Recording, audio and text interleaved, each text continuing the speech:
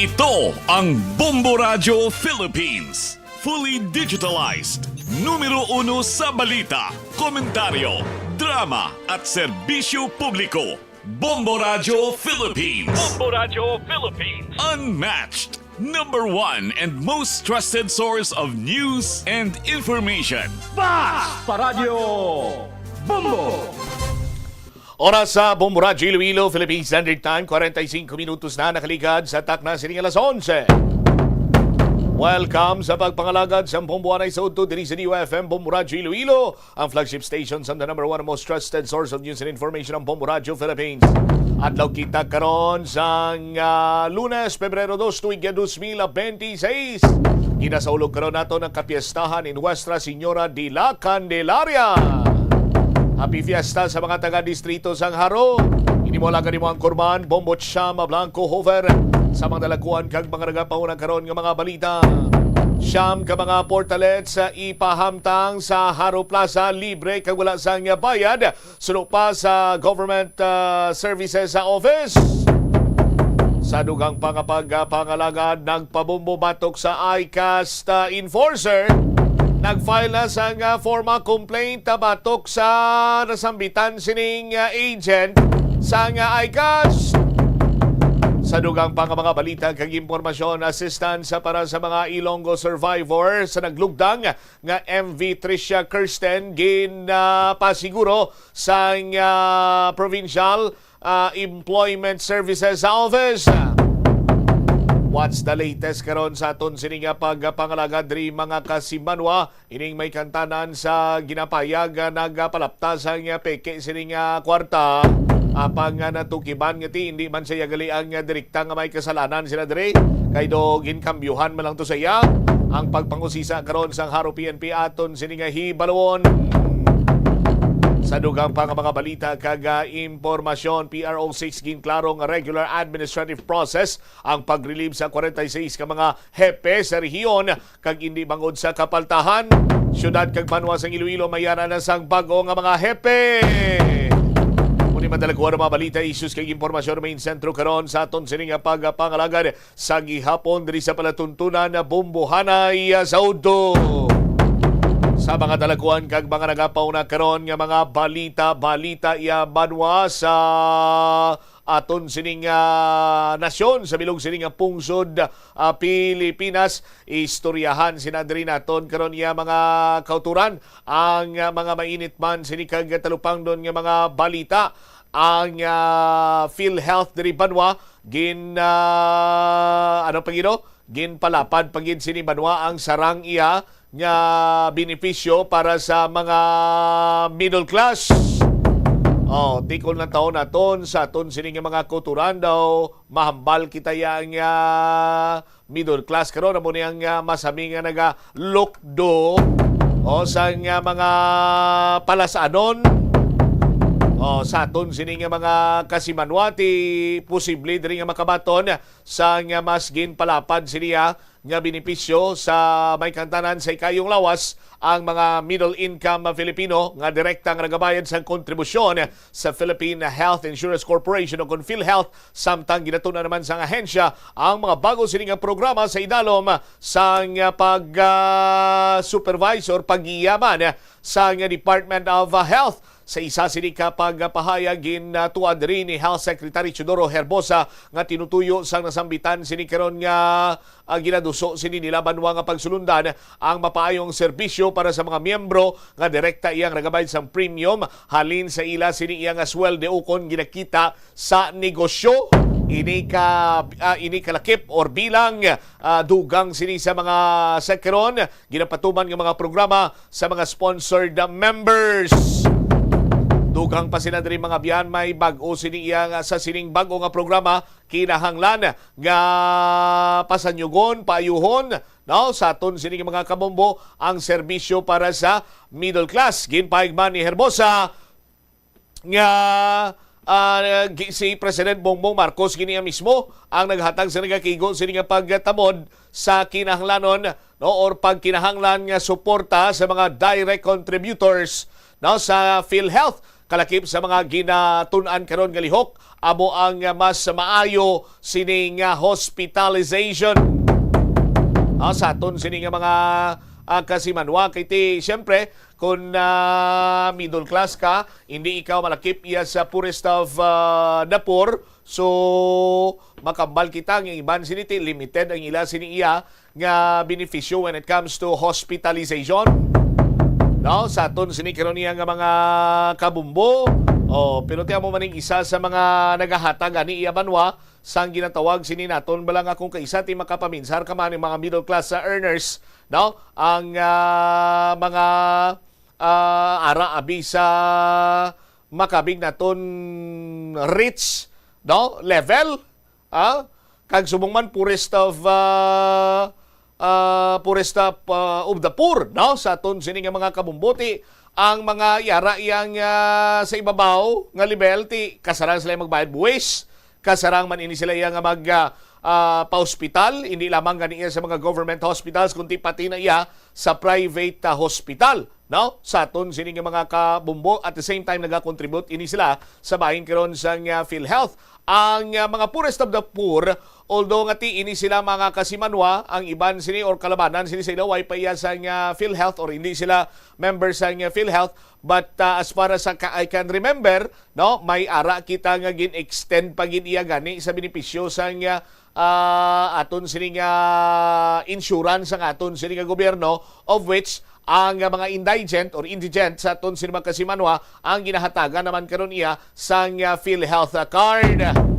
So kung si poorest of the poor ang sarang iya nga hospital abi kagamiton yang iya sini nga PhilHealth, sa aton sini nga mga kasimanwa ti kumo nga ini siya ang pigado poorest of the poor, so do dako gawa sini iya ang mga benepisyo nga makuha niya, no? Sa aton sini mga kabumbo, while si middle income earner sa aton sini mga kasimanwa, no? Ti ining mga tawo, no, mga ano sini banwa, mga maka ano lang ila sini nga sweldo insaktuhan lang, ti bayad pa sila buwis, contribute pa sila bilang members ang PhilHealth, no, sa aton sini nga mga kabombo. Then ang isa man lang sa mga ginalikawan nila ining problema sa ikayong lawas pananglitan ng mga ospital sila ti hindi man iya sarang or mambal naton amo sina kadako ang makuha nila bilang abi contributor or beneficiaryo sa programa sa PhilHealth. No, so that is why sa aton sini nga mga kabombo dako man ini karon nga bagay sa paghatag sa nagikigo iya nga pagtamod, no, sang aton sini nga gobyerno nga mas pasanyugon, mas palaparon ang mga benepisyo para karon sa mga or mga benefits para iya sa bahin sang middle class. Sa dugang pa nga mga balita kag impormasyon driman sa aton sini nga pagpangalagan ang palasyo, no? Kampante diri bisan umpisa na kuno iya hulag ang impeachment process batok sa kay Presidente Bongbong Marcos. Way nagakalingkang diri ang Malacañang sa paghulag sa impeachment complaint batok sa kay President Bongbong Marcos Jr. kag matandaan nga ginpaidalom ini sa deliberasyon sang House Justice Panel sang or subong sining adlaw magapaidalom ni sa deliberasyon. Gipayag ni Palace Press Officer Attorney Claire Castro nga nahibaluan sang presidente nga wala siya sang may ginhimo nga impeachable offense, no? So hindi worried ang aton sini nga presidente. Mas unahon niya pa kuno ang magtrabaho kaysa magtutok sa sining paghulag sang impeachment complaint batok sa iya. Nagapati diri ang Malacañang hindi manabaw ang paminsaron sa aton sini nga mga mamalidha kag ila ining scrutinize, no, ang mga balasihan sang reklamo batok sa presidente. Indugang pa sa Malacañang puro man lang espekulasyon ang mga ginahaboy kag ginakusar batok karon sa kay Presidente Bongbong Marcos. No, sa aton sini karon niya nga mga kauturan. Ti subong adlaw umpisahan ang deliberasyon sang House Committee on Justice kung balamay yara sang balasihan, no? May ara balasang it can hold water, kumbaga, no? Ining impeachment complaint batok sa kay President Bongbong Marcos Jr. sa aton sini nga mga kabumbo, no? Ti ang iban sini nagahambal gani nga ang ila sini nga mangin gabay, no?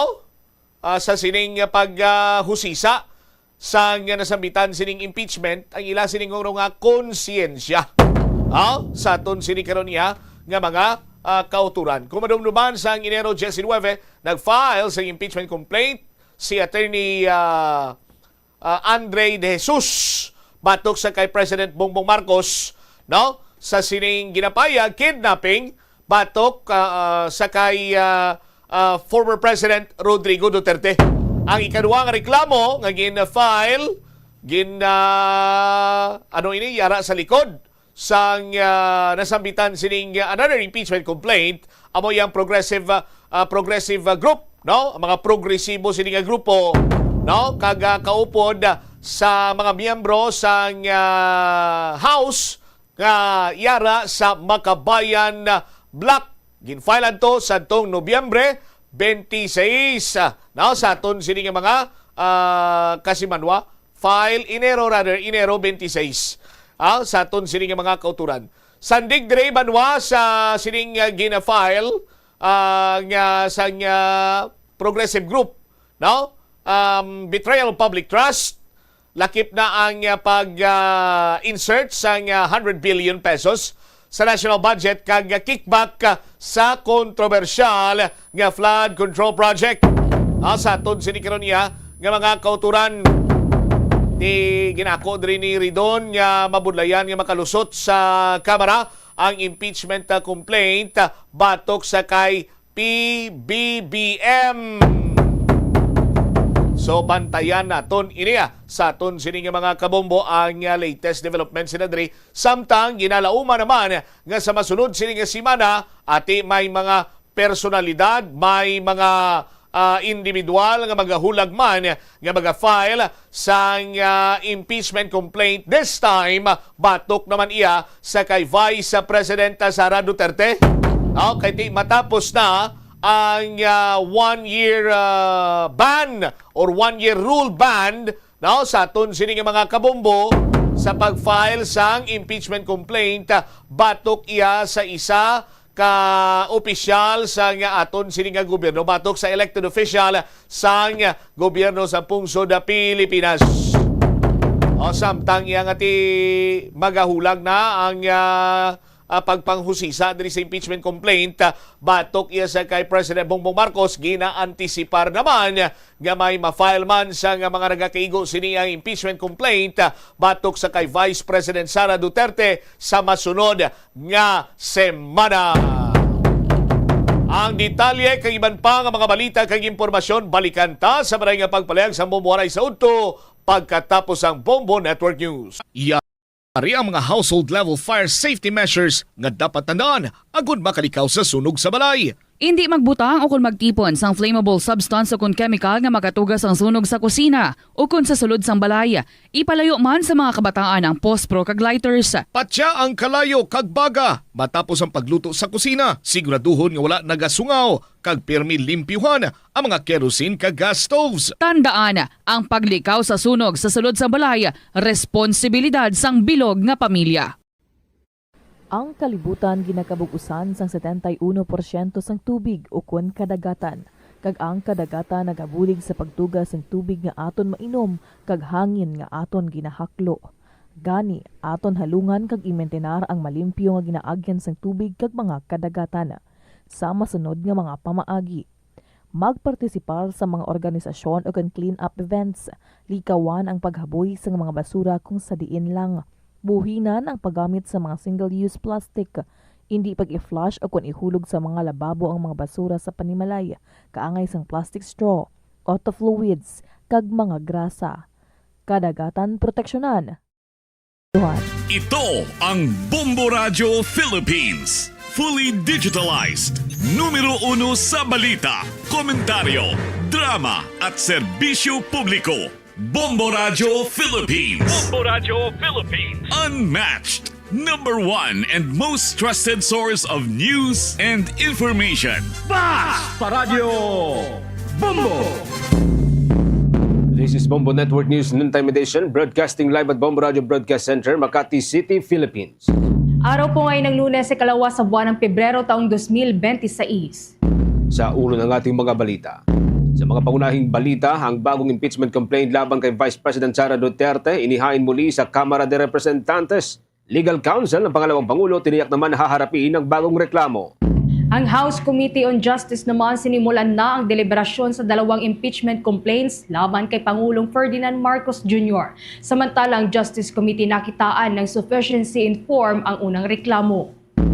Sa ibang mga balita, mamaya ang National Bureau of Investigation nanindigang nasa Pilipinas pa rin ang puganteng si Shirley Atong-Ang. Ang kawalihan, pinabulanaan na meron itong koneksyon sa nagtatagong negosyante.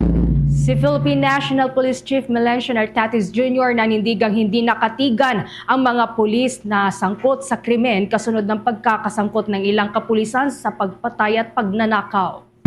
Sa ating provincial report mamaya, Bombo Radio Iloilo, pangunahan ngayong hapon ang novena para yan sa kapistahan ng patron ng Western Visayas na si Nuestra Señora de la Candelaria. Sa international news naman, Iran Supreme Leader nagbabala ng regional war sakaling umatake ang Amerika. At sa sports, balita ang Los Angeles Lakers talo sa New York Knicks, score na 112-100. At live nationwide via satellite. Narito hong detalye ng ating mga balita. Inihain ng Makabayan Black ang panibagong impeachment complaint laban kay Vice President Sara Duterte sa Office of the House Secretary General ngayong Lunes, Pebrero 2. Kabilang sa naging batayan ng inihain nilang reklamo ang umano'y betrayal of public trust at gross abuse of discretionary powers. Ito ay dahil sa umano'y pagwawaldas pa rin sa confidential funds ng Office of the Vice President at ng Department of Education na dating pinamunuan ng kasalukuyang Vice Presidente. Ginawa ng Makabayan Black ang naturang hakbang kasunod yan ng final decision ng Supreme Court sa naunang impeachment complaint na ihain laban sa pangalawang Pangulo noong nakalipas na taon, dahilan ng kanyang pagkaka-impeach sa Kamara noong Pebrero 5. Samantala, idineklara po ng House Committee on Justice na sufficient in form ang unang impeachment complaint laban kay Pangulong Ferdinand Marcos Jr. na inihain ni Attorney Andre De Jesus. Sa naging butuhan po ng komite na 46 ang bumuto pabor para ho rito, habang dalawang mamabatas naman ang tumutol at nag-abstain. Sa kaugnay pong balita, bagong impeachment complaints laban kay Vice President Sara Duterte inihain pong muli dyan sa may Kamara. Kumuha pa tayo ng makaragdagang detalye sa pag-uulat ni Bombo Annalise Soberano. Inihain nga muli ngayong araw ng mga petitioner ang panibagong impeachment complaint laban kay Vice President Sara Duterte matapos mabigo sa teknikalidad ang unang kaso noong 2025. Ang mga complainants sa reklamo ay pinangunahan ni Kiko Aquino D ng Tindig Pilipinas, dating Peace Secretary Jing Deles, Ramon Magsaysay Awardee 2025, Father Flavi Villanueva at iba pang leader mula sa sektor ng kabataan at civil society. Ayon kay D, nilinaw mismo ng Korte Suprema na hindi pinawalang sala si Duterte sa mga paratang, kaya't layo ng bagong reklamo na makuha ang pinal na paghatol sa mga alegasyon laban sa kanya. Binigyang diin naman ni Father Villanueva na ang kaso ay usaping moral at legal na pananagutan at patunay na walang opisyal ng gobyerno ang dapat maging lampas sa batas. Kabilang sa 5 articles of impeachment ang sinumpaang salaysay ng dating aide ng Vice President na si Ramil Madriaga na nagsasabing inutusan umano siya ni Duterte na maghatid ng malaking halaga ng confidential funds sa security aid nito. Inakusahan din ni Madriaga na pinondohan ng drug money at pondong may kaugnayan sa Pogo ang kampanya ni Duterte noong 2022. Samantala, muling inendorso ng Akbayan Party List ang impeachment complaint laban sa Vice President. Ayon kay Representative Percy Sandanya, bahagi ito ng mas malawak na kampanya laban sa korupsyon at hindi palampasin ang umano'y pag-abuso sa pondo ng bayan. Anya, ang mga paratang gaya ng pagdoktor ng resibo at pamimigay ng cash gift sa DepEd ay maaring sintomas lamang ng mas malalim na katiwalian. Inendorso rin ang reklamo ni ML Party List Representative Representative Leila De Lima na nanawagan ng mga naghain ng kaso sa Kongreso at sa publiko na ipagtanggol ang demokrasya at wakasan ang kultura ng impunity at iginiit na walang dinastiya o opisyal ang dapat pang maging higit sa batas. Sinimulan na rin ngayong araw ng House Committee on Justice ang pagdinig ng kaugnay ng impeachment complaint na inahain ngayong 20th Congress laban kay Pangulong Ferdinand Marcos Jr. Tinalakay sa pagdinig ang dalawang reklamong impeachment. Ang unang inihain noong January 19 at itong January 30. Nilinaw ng komite ng impeachment ay isang espesyal na proseso na inilaan lamang para sa pinakamataas na opisyal ng pamahalaan, gaya ng Pangulo, Pangalawang Pangulo, mga miyembro ng Constitutional Commission tulad ng COMELEC at Ombudsman at iba pang impeachable officers alinsunod sa Constitution. Pakinggan natin ang naging opening speech ni Representative Jervil Luistro, ang committee chairman ng House Justice Committee. Tungkol sa impeachment complaints laban kay Pangulong Ferdinand Bongbong R. Marcos Jr., pagtuunan po natin ng atensyon ang mga probisyon ng saligang batas na ito. Under our Constitution, an impeachment complaint may be filed by any citizen against any of the impeachable officers, provided that the complaint must be accompanied by a resolution of endorsement by any member of the House of Representatives. Bilang bahagi ng pagdinig, binigyan ng indulgence sa mga miyembro ng naglahad mula ng background at konteksto bago pumasok sa formal na deliberasyon. Ayon sa komite, ang konstitusyon ay nagbibigay ng pinakamataas na pagpapahalaga sa pananagutan ng mga opisyal. Tinalakay rin ng komite ang kamalayan nito sa resolusyon ng Korte Suprema na nagkakaila sa motion for reconsideration ng inihain ng House of Representatives. Gayunman, nilinaw na sa puntong ito, hindi ito makakaapekto sa pagpapatuloy ng pagdinig ng resolusyon ng Supreme Court kaugnay sa impeachment ni Vice President Sara. Pakinggan naman natin ang naging pahayag ni Representative Jet Nisay, ang endorser ng impeachment complaint na inihain ni Attorney Andre De Jesus. Tayo ay sumusunod at susunod sa bawat tamang prosesong idineklara ng batas. Unang-una, tiwala ako na ang impeachment complaint na aking inendorso ay sufficient in form. Batay sa ating rules, kaugnay sa pag-evaluate ng impeachment complaint, ang isang impeachment complaint para maging sufficient in form must be verified by an affidavit that the complainant has read the complaint and that the allegations therein are true and correct of his personal knowledge or based on authentic records. This can also be checked sa page 13 ng nasabing complaint or sa verification page. Clearly, ang complaint na ito ay... Pakinggan naman natin ang pahayag ni Representative Antonio Tino, ang endorser ng ikalawang impeachment laban kay Pangulong Marcos. Following in the footsteps, like father, like son. Sa unang 3 taon ng Administrasyong Marcos Jr., daan-daang bilyon ang pondong sangkot sa flood control corruption scandal.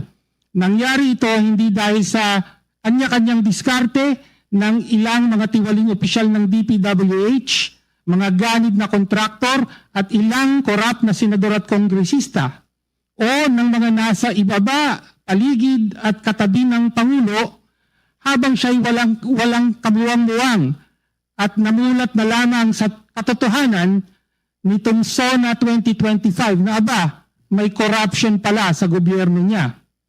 Nangyari ito dahil pinahintulutan ni Pangulong Marcos Jr. na maging opisyal na patakaran ang pagpaparte ng DPWH budget sa mga opisyal ng Malacanang, Senado at Kongreso, yung tinatawag na... Samantala, Bombo Genesis, nakitaan ng Justice Committee na sufficient in form ang dalawang inihain na impeachment complaint laban kay Pangulong Marcos. Ang una, itong inendorso ni Pusong Pinoy Representative Jet Nisay at ang pangalawa ay ang inendorso ng Makabayan Black lawmaker. So, napagdesisyonan na ito ay sufficient in form. Hindi pa napagdesisyonan kung ito ay sufficient in substance. So, patuloy ang pagtalakay ng komite ngayon dito sa Kamara, kaugnay nga dito sa impeachment complaint na inihain laban kay Pangulong Ferdinand Marcos Jr. Live mula Bumbuan, dito sa Bumbuan. Kamara, yes, Bombo Jen. So dalawa pala sila na nakitaan na ng sufficiency in form kasi nauna yung ano kanina no, before tayo pumasok sa newscast, nauna yung kay Representative Nisay. Yung pangalawa, sufficient na rin in form.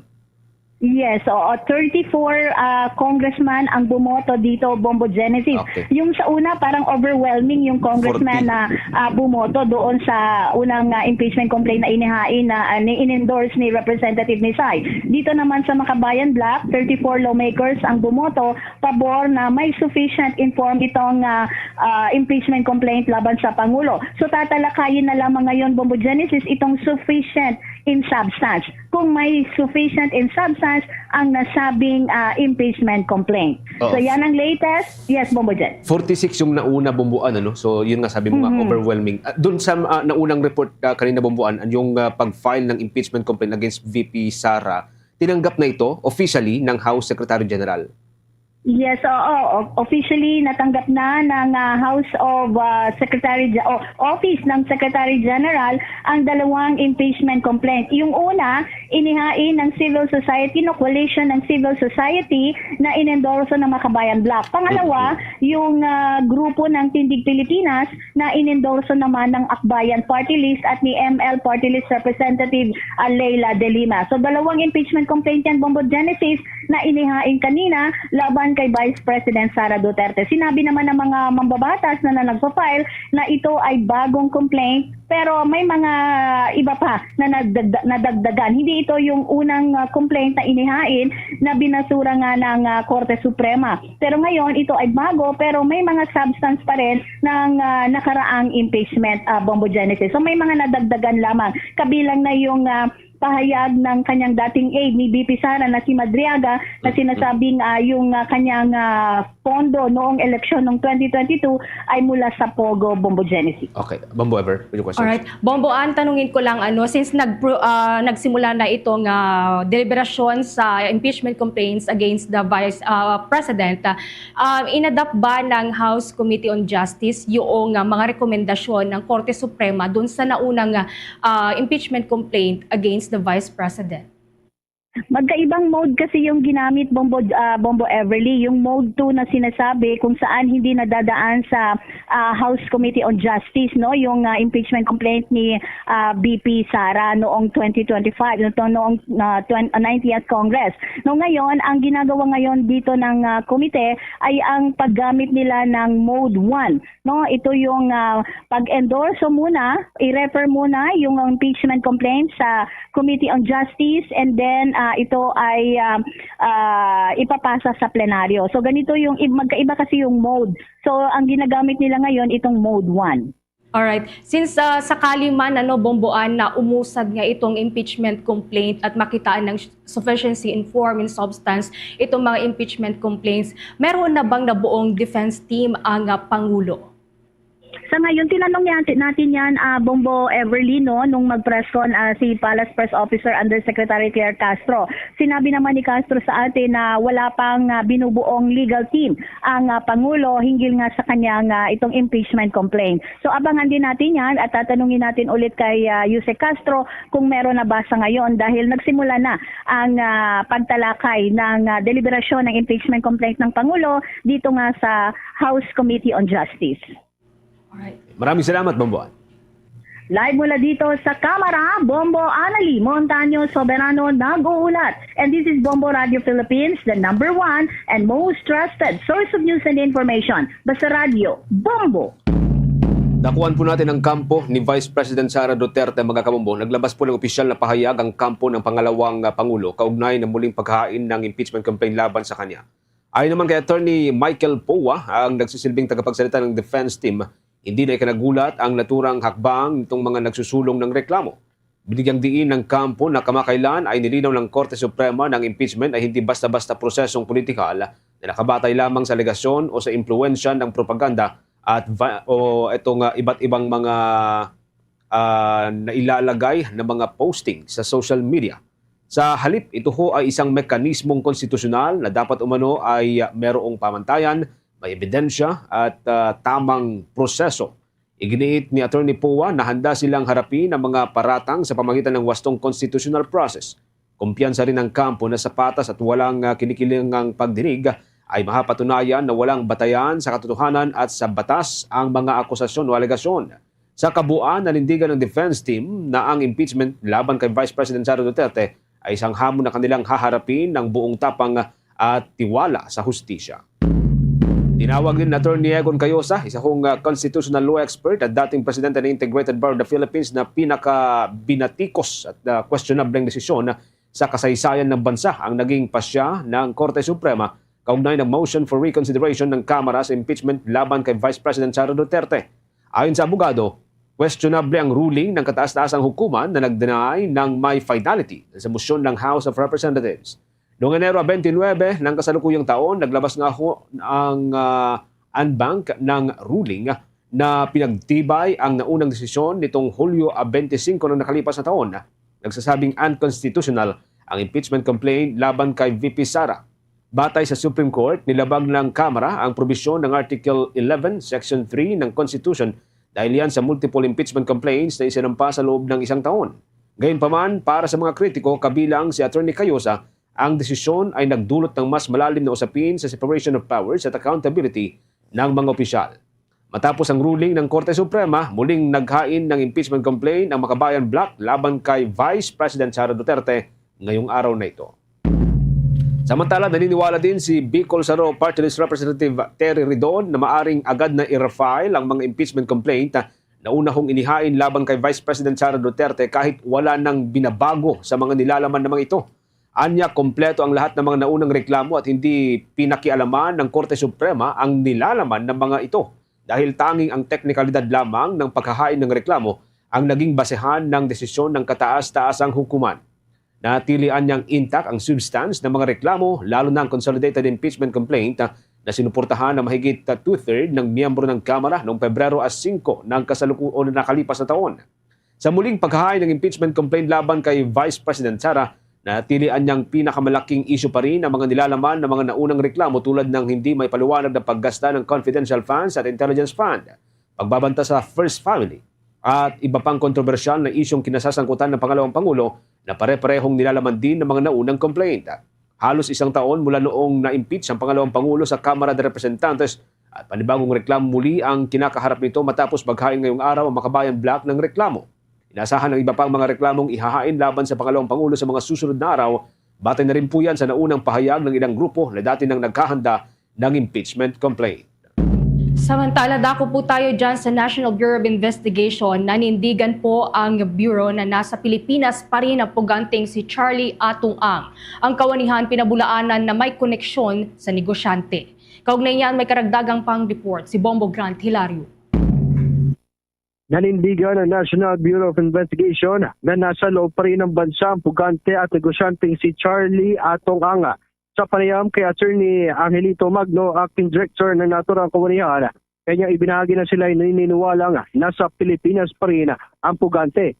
Patuloy niya ang manhunt operations ng ahensya upang mahanap at matukoy ang lokasyon ni Atong Anga na kasalukuyang hindi pa rin natatagpuan.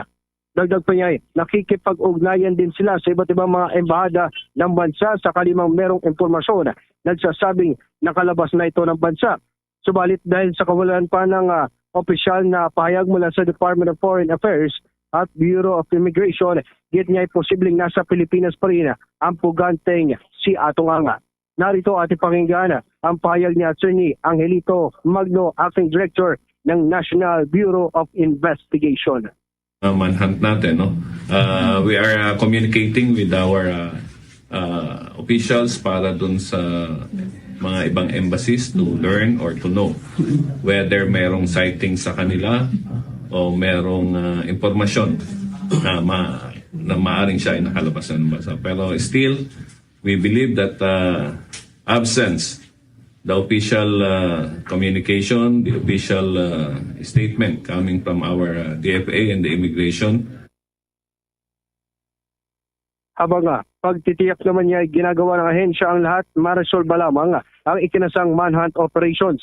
Tinitingnan niya ng National Bureau of Investigation ang mga impormasyon na katatanggap o natanggap hinggil sa lokasyon o pinagtataguan ng pugante. Kaugnay prito, maring itinanggi naman ng naturang direktor ang patungkol sa aligasyon koneksyon ng ilang tauhan ng kawanian kay Ato Anga. Kanyang pinubulaanan ng issue na umuloy tangkang nasuhula ng mga ito at sinabing walang ganitong ugnayan nangyari. Muli si Attorney Angelito Magno ang acting director ng National Bureau of Investigation. We are doing things para ma-resolve natin quickly itong manhunt natin. Sa pagkakaalam po namin, walang nakikipag-ugnayan sa amin with regards to that aspect. Well, lahat naman ng impormasyon na maaring valid ay pinupuntahan natin at ginagawa natin yung follow-up operation. Ang negosyanteng si Charlie Atongang ay magugunitang inisyuhan na ng arrest warrant mula sa Regional Trial Courts ng Lipa, Batangas at Santa Cruz, Laguna. Kanyang kinakarap ang kasong kidnapping with homicide at kidnapping with serious illegal detention may kinalaman sa missing sa Bungeros case. Siya muna kasi ang itinuturo at pinararatang mastermind sa pagkawala ng mga sabungero. Nag-uulat live para sa Bombo Network News. Ito si Bombo Gran Hilario. And this is Bombo Radio Philippines, the number one and most trusted source of news and information. Basta Radio, Bombo! Meron ho tayong 22 minuto makalipas ang alas 12 ng katanghalian. Sa ibang mga balita ho tayo, inahayag ni Philippine Coast Guard spokesperson for the West Philippine Sea, Commodore J. Tariela, na naniniwala si Pangulong Ferdinand Marcos Jr. na ang tunay na issue sa West Philippine Sea ay kung sino ang patuloy na lumalabag sa international law at nambabalahura sa mga isdang Pilipino at nambubuli sa mga barko ng Philippine Coast Guard. Hindi anya ang usapin sa caricature o transparency effort ng gobyerno ng Pilipinas. Ito ang naging tugon ng opisyal sa eksklusibong panayam ng Bombo Radio nang matanong kung nagkausap sila ng Pangulo bilang tumatayong Chief Architect ng Foreign Policy ng Pilipinas kasunod ng inihaing diplomatic protest ng China laban sa Philippine Coast Guard official. Ayon kay Commodore Tariela, wala pa silang naging pag-uusap ng Pangulo kaugnay sa naturang usapin. Bagamat meron anyang direktang linya ng komunikasyon ng Philippine Coast Guard maging ang National Security Advisor sa Pangulo ng Pilipinas. Maalala kasi na naghain ng China ng diplomatic protest noong nakalipas na buwan laban kay Tariela matapos gamitin ng opisyal sa isang presentasyon ang caricature ni Chinese President Xi Jinping sa pagdetalye ng mga issue dyan sa may West Philippine Sea. A chance to talk to the president, but of course, the commandant of the Philippine Coast Guard has a direct line to our president and even the National Security Advisor. Naniniwala siya na ang issue dito sa West Philippine Sea is not about our transparency, not even the caricature. No? Ang issue dito is kung sino talaga ang patuloy na nagbabiolate ng international law, ang nambabalahura ng karapatan ng mga isdang Pilipino at ang nambubuli ng Philippine Coast Guard vessel. And it's not us, no? We have always been pushing for dialogue and diplomacy, but diplomacy won't work if there will be an aggressor. And that has always been the Chinese government. Pahayag po yan ni Commodore J. Tariela sa exclusive interview ng Bombo Radio Philippines. Nang matanong din ang opisyal sa hakbang ng panig ng Pilipinas, kasunod dyan ng diplomatic protest in China, iginiit ni Commodore Tariela na hindi dapat maging hadlang sa ginagawang transparency effort ng pamahalaan ang diplomatic protest ng China laban sa kanya. Pinasalamatan din ng opisyal ang mga senador at ilang kongresista na kasama niyang tumitindig sa paninindigan sa usapin sa West Philippine Sea. Isang malaking bagay anya para sa kanya, para sa Philippine Coast Guard at sa mamayang Pilipino na naniniwala sa kahalagahan ng laban sa West Philippine Sea. Nagpahayag din ng suporta ang Coast Guard official sa paninindigan ng Chief Executive na last resort ang pagdedeklara sa Chinese Ambassador ng China bilang persona non grata bilang paraan ng diplomasya. Samantala, kinwestiyon din ni mamayang Liberal Party List Representative Leila De Lima ang pag-ayaw ni Pangulong Ferdinand Marcos Jr. na ideklara bilang persona non grata ang Chinese Ambassador to the Philippines at iba pang opisyal na nakabase sa Chinese Embassy. Malalang pinangunahan ni De Lima ang paghain ng resolusyon sa Kamara de Representantes para ipanawagan ang pagdedeklara na persona non grata sa ilang opisyal ng Chinese Embassy. Kasunod ito ng naging sagutan ng Chinese Embassy at ilang opisyal ng Philippine government sa gitna ng tensyon sa West Philippine Sea. Natanong naman si Pangulong Marcos ukol sa kanilang panawagan at ayon kay Malacanang Press Officer Undersecretary Claire Castro, ang tanging sagot lamang ng Pangulo ay no. Buwelta ni Representative De Lima na dating nagsilbi bilang kalihim ng Department of Justice sa usapin ng pagtatanggol sa mga Pilipino sa pagdepensa sa teritoryo sa soberanya at pambansang dangal, hindi tayo dapat palamya-lamya. Ngit ng mababatas, lantaran na ngang nagkakalat ng kasinungalingan ukol sa Pilipinas ang Chinese officials habang itinataboy at tuloy-tuloy ding binabastos ang mga Pilipino sa sarili nating bakuran. Dahil dito, hindi anya karapat-dapat na isang no lamang ang isasagot ni Pangulong Ferdinand Marcos Jr. sa kahilingan ng mga mambabatas. Kuha naman po tayo ng karagdagang report mula dyan sa Philippine National Police. Ang hepe ng pambansang pulisya nanindigan na hindi kakatigan ng kanilang organisasyon ang mga pulis na masasangkot sa mga katiwalian at krimen. Kaugnay niyan, may nagkalapang report si Bombo Bea Piniza. Chief Police General Jose Melencio Nartates Jr. na hindi kakatigan ng kanilang organisasyon ang mga miyembro ng pulisya na masasangkot sa mga katiwalian at mga kaugnay na kaso para sa pagpapanatili ng integridad at disiplina sa loob ng pambansang pulisya. Sa isang panayam, inihiyag ng hepe na nakikitang kailangan ito sa ngayon, lalong-lalo na sa mga kamakailang kaso na kinasasangkutan ng ilang miyembro ng Philippine National Police gaya ng robbery, carnapping, homicide at iba pa. Dapat anyang buo ang commitment ng pulisya sa pagtupad ng kanilang mandato, partikular na ang pagpapanatili ng peace and order sa mga komunidad. Kasama na rin sa mga naging direktiba ni Nartates bilang bagong hepe ng PNP na huwag samantalahin o abusuhin ang kapangyarihang mayroon ng uniforme at gamitin ito sa mga amaling gawain. Dapat anyang maging pantay-pantay at walang kinikilingan ng mga pulis sa pagtupad ng kanilang mandato at sa kanilang pagbibigay ng serbisyong publiko. Kailangan natin yun. You should be firm in your commitment that peace and order, justice, and to ensure firm ang iyong decision in implementing and or doing your mandate. And as to abuse of power, wag mong abusuhin yung power. Kaya nga nung araw, ang sabi natin, we implement our or make our decisions, exercise your authority with fairness, without fear and favor. Wala kang papaboran. Yung abuse of power, of course, is kailangan pantay-pantay para sa lahat. Nakaramdam naman ang bahagyang pagkadismaya si Nartates sa patuloy na pagiging sangkot ng pulisya sa mga krimen sa kabilaan niya ng mga moral boosters na ibinibigay ng administrasyon para sa kanilang organisasyon. Ani Nartates, bagamat kaunti lamang ang bilang ng mga tiwaling pulis sa pambansang pulisya, ay nakakalungkot pa rin anyang isipin na mayroon pa rin inaabuso ang kanilang kapangyarihan habang nasa serbisyo. Of course, nalulungkot din tayo, nadidismaya tayo despite of all the moral boosting na binigay sa atin, lalong-lalo na ng ating Presidente, Pangulong Ferdinand Marcos. Binigay na, nag-increase ang ating salaries and allowances, nag-increase ang ating capabilities through the giving of funds, particularly the capital outlay for training and for other capability. Nagpapasalamat tayo, and despite of that, ay meron pa rin. Well, if we're looking at the data, kukunti lang naman ito, but nakakalungkot na meron pa rin. Samantala, nanindigan naman si Nartates na magpapatuloy lamang ang internal cleansing sa ilalim ng kanyang pamumuno para matiyak na masusugpo ang mga pulis sa pinipiling gamitin ang kanilang uniforme sa mga krimen. Kamakailan naman ay isang pulis at anak nito naman ang pinatay kung saan lumalabas sa kasama sa mga suspect ang asawa nito na kapwa rin pulis, habang 6 naman na pulis sa Maynila ang nasangkot sa isang robbery incident. Mula dito sa Camp Crame sa Quezon City para sa Bombo Network News, ito si Bombo Bea Piniza and this is Bombo Radio Philippines, the #1 and most trusted source of news and information. Basta Radio, Bombo! 29 na minuto makalipas ang alas 12 ng katanghalian. Sa iba pang mga balita mga kabombo, agad hong nirespondihan ng Philippine Coast Guard ang isang bangkang nagkaproblema sa karagatan malapit sa may Panggasahan Island. Yan po sa may probinsya po ng Basilan, madaling araw ko ngayong araw.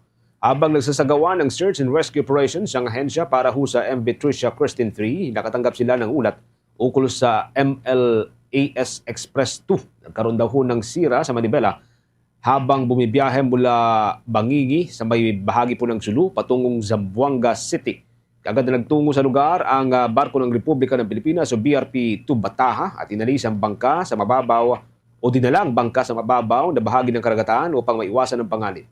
Ilipat din ng maayos ang 128 pasahero mula sa kabuang 225 na katao na sakay nito habang natili sa bangka ang 82 pasahero at 15 tripulante. Sa kasalukuyan, dinadala na ng BRP to Bataha ang nasabing sasakyang pandagat patungong Zamboanga City upang matiyak na ligtas na pababa ang lahat ng mga sakay na wala pong maiulat na anumang insidente. Wala din pong naulat na nasaktan sa naturang pangyayari. Bombo Weather Update.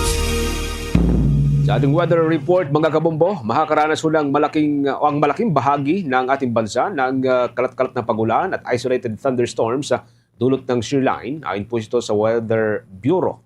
Ang mga lugar sa Visayas, Sorsogon, Masbate, Dinagat Island, Surigao del Norte at Surigao del Sur ay makakaranas ng katamtaman hanggang sa mabibigat na pagulan na maaari pong magresulta ng mga pagbaha o hindi man mga pagguho ng lupa. Iral naman ang northeast monsoon o hanging amihan na may dalang isolated light rain sa Metro Manila at sa nalalabing bahagi ng Luzon. Ang natitirang bahagi ho ng Mindanao ay makakaranas naman ng isolated rain shower dulot ng localized thunderstorms. Samantala, katamtaman hanggang sa malakas na hangin at katamtaman hanggang sa maalong karagatan ang iiral naman sa may bahagi po ng Luzon at dyan sa may Visayas. Inaasahan naman mahina hanggang sa katamtamang lakas ng hangin at slight to moderate seas sa bahagi ng Mindanao. Sa kasalukuyan, wala pong binabantayang low pressure area sa loob at labas ng Philippine Area of Responsibility. Dumako po tayo dyan sa Department of Transportation. Inatasan na po ng ahensya ang Civil Aviation Authority of the Philippines na maglaan ng pondo para sa pagsasaayos ng runway ng Bicol International Airport. Ang safety protocols sa mga barko, hinigpitan na rin po ng kagawaran. Kaugnay niyan, may karagdagan pang detalye si Bombo Isa Cotoner. Ipinagutos ni Department of Transportation Acting Secretary Giovanni Lopez sa Civil Aviation Authority of the Philippines na maglaan ng 200 million hanggang 300 million na pondo upang maresolba ang problema sa transmission line ng National Grid Corporation of the Philippines na humaharang sa runway ng Bicol International Airport. Ayon kay Lopez, may habang 2,500 meters ang runway ng paliparan, ngunit nasa 1,900 hanggang 2,000 meters lamang ang nagagamit dahil sa mga linya ng kuryente. Kapag naalis ang mga ito, mas mahahabang eroplano at international flights na ang maaaring lumapag sa naturang paliparan, na inaasahang magpapalakas sa turismo at ekonomiya ng rehiyon. Sinabi ng kalihim na target may isaayos ang isyu ngayong taon upang tuluyang ma-maximize ang operasyon ng airport. The runway is mahaba talaga, no? 2,500. Pero ang nagagamit is like 2,000 or 2,050. And not only that, because may obstruction, no? Again, the safety is very hard. Meron kami memorandum of agreement already with the NGCP, and the CAAP now is preparing and earmarking 200 to 300 million upang sa ganun, maayos natin yung transmission line, mapababa natin, and hopefully, maayos natin pati na yung international flights ng Bicol International Airport. Iyan naman talaga yung purpose niyan for international flights. Samantala, nagsagawa rin ng inspeksyon si Lopez kasama ang Philippine Ports Authority sa barkong MV Adrian Jude na bumabiyahe sa rutang Matnog, Sorsogon at Allen, Samar. Layunin nitong tiyakin na nasusunod ang safety at security protocols sa mga barko. Bahagi ito ng kanilang hakbang na higpitan ang kaligtasan sa mga biyahe sa dagat matapos ang trahedya sa Basilan. Binigyan din ng kagawaran na dapat mahigpit na ipatupad ng Philippine Coast Guard, Maritime Industry Authority at mga operator sa mga patakaran upang maiwasan ang aksidente at masiguro ang kaligtasan ng mga pasahero. Para sa Bombo Network News, ito si Bombo Isa Cotoner and this is Bombo Radio Philippines, the number one and most trusted source of news and information. Basta Radio, Bombo! Meron na lamang ho tayong 26 minutes bago po sumapit mga kabombo ang alauna ho ng hapon. Sinimulan na ng Department of Education ang tinatawag nitong Early Registration Program. Ito ho yung maagang pagpaparehistro para sa mga mag-aaral na papasok sa school year 2026-2027. Ito yung susunod na school year. Mula ngayong araw, Pebrero 2 mga kabombo, magtatagal po ito hanggang Pebrero 27 ng kasalukuyang taon. At ipatutupad ito nationwide. Saklaw nito ang kindergarten, grade 1 hanggang grade 7 at maging sa grade 11. Ayon sa Department of Education, mahalaga ang maagang pagpaparehistro dahil matutulungan ng mga eskwelahan o mga school management na matukoy ang kabuang bilang ng mga estudyante na papasok para sa susunod na school year at maagang maplano at masuri kung sapat at kung akma ba ang resources ng mga eskwelahan. Maaari pong i-enroll ang mga unang mga magulang o kung hindi man ng kanilang mga guardian ang mga anak sa pamamagitan po ng pagsusumite ng mahalagang impormasyon sa pamamagitan po ng Basic Education Early Registration Program ng Department of Education. Maaari pong makuha ang mga naturang form sa public schools. Libre rin ang enrollment para ho sa lahat ng mga aplikante o lahat ng mga enrollees, mga kabombo. Sa ibang mga updates tayo, hinimok ng Land Transportation Franchising and Regulatory Board ang mga operator at transport companies na tiyakin hong maayos at ligtas na bumiyahe ang kanilang mga pampasaherong sasakyan bago ho ipatupad ang mas mahigpit na patakaran laban sa mga sirang mga public utility vehicle. Ayon kay Transportation Franchising and Regulatory Board Chairperson Attorney Vigor Mendoza III, maaari pong hindi na i-renew ang prangkisa ng mga jeepney at iba pang mga public utility vehicle na luma, marumi at hindi humaayos ang kondisyon o kalagayan. Giit niya, bahagi ito ng pagtiyak sa kaligtasan ng bawat pasahero. Dagdag pa niya, hindi layunin ng ahensya na i-phase out ang mga jeepney kundi hikayati ng bawat operator, maging mga driver, na kumpunihin at pagandahin ang kanilang mga unit upang maging responsable, maging presentable at komportable para yan sa mga commuter. Pinayuhan din po ng ahensya ang mga transport group na International News. Nagbabala si Iran Supreme Leader Ayatollah Ali Khamenei ng posibleng pagsiklab ng regional conflict sakaling umatake ang Amerika. Sinabi ni Khamenei na batid ng Amerika na sakaling magpasimula ito ng digmaan, hahantong ito sa isang regional war. Ginawa ng Iran Supreme Leader ang babala matapos magbanta si Trump ng pakikialam sa Iran kaugnay sa nuclear ambitions nito at matapos ang deadly crackdown sa mga protesta kontra sa gobyerno ng Iran. Bilang parte rin ng ginagawang build-up ng puwersa ng Amerika malapit sa Iran, nagpadala ito ng aircraft carrier na USS Abraham Lincoln sa rehiyon. At noong nakaraang linggo, kinumpirma ng US Central Command na nag-ooperate ito sa may Arabian Sea. Subalit hindi natitinag ang Iran Supreme Leader at sinabing hindi natatakot ang Iran sa mga aksyon ng Amerika. Samantala, base sa datos mula sa US-based Human Rights Activist News Agency, mahigit 6,300 katao na ang kumpirmadong napatay sa kaguluhan sa Iran mula nang sumiklab ito noong Desyembre ng nakalipas na taon. Oras natin mga kabombo, meron na lamang ho tayong 22 minutes bago po sumapit ang launa ho ng hapon. Ilan pang mga balita bago sa ating mga provincial report, nakatakda pong makatanggap ng mas pinalawig pang mga benepisyo mula sa Philippine Health Insurance Corporation ang middle income contributors o mga middle income members ng naturang state health insurer. Ayon kay Health Secretary Ted Herbosa, layunin po ng bagong inisyatiba na mabigyan ng mas magandang mga benepisyo ang mga miyembro ng Philippine Health Insurance Corporation na nagbabayad ng kanilang mga premium na direkta mula sa kanilang sahod o sa kita sa kanilang mga negosyo. Ito po'y alinsunod din sa posisyon ni Pangulong Ferdinand Marcos Jr. para sa pangangailangang suportahan ang mga direct contributor. Kabilang sa ikinukonsidera ng ahensya ang upgrade ng hospital accommodations at ayon po kay Secretary Herbosa ng Department of Health, natalakay nila ng Executive Secretary Ralph Recto ang posibleng pagbibigay ng mas magandang accommodation para sa mga direct member. Sa kasalukuyan kasi, lahat po ng mga miyembro ay nabibigyan ng basic accommodation kaya't posiblean niya na gawing 2 pasyente sa bawat room o magdagdag ng air conditioning upang ma-enjoy ng direct members ang mas magandang benepisyo o mas magandang pananatili sa loob po ng mga paggamutan. Ang isa pa niyang rekomendasyon ay ang pagpapalawig sa PhilHealth Package para sa mga ospital na nagpapatupad din ng Zero Balance Billing Program.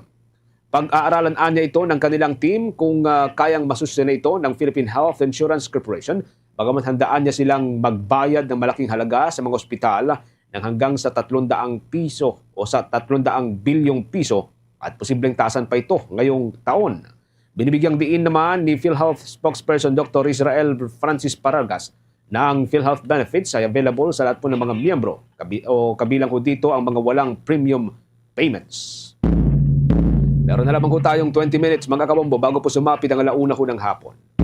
Update na po tayo sa mga balitang tinutukan ng ating mga provincial station. Unahin po natin dyan sa may bahagi po ng Western Visayas.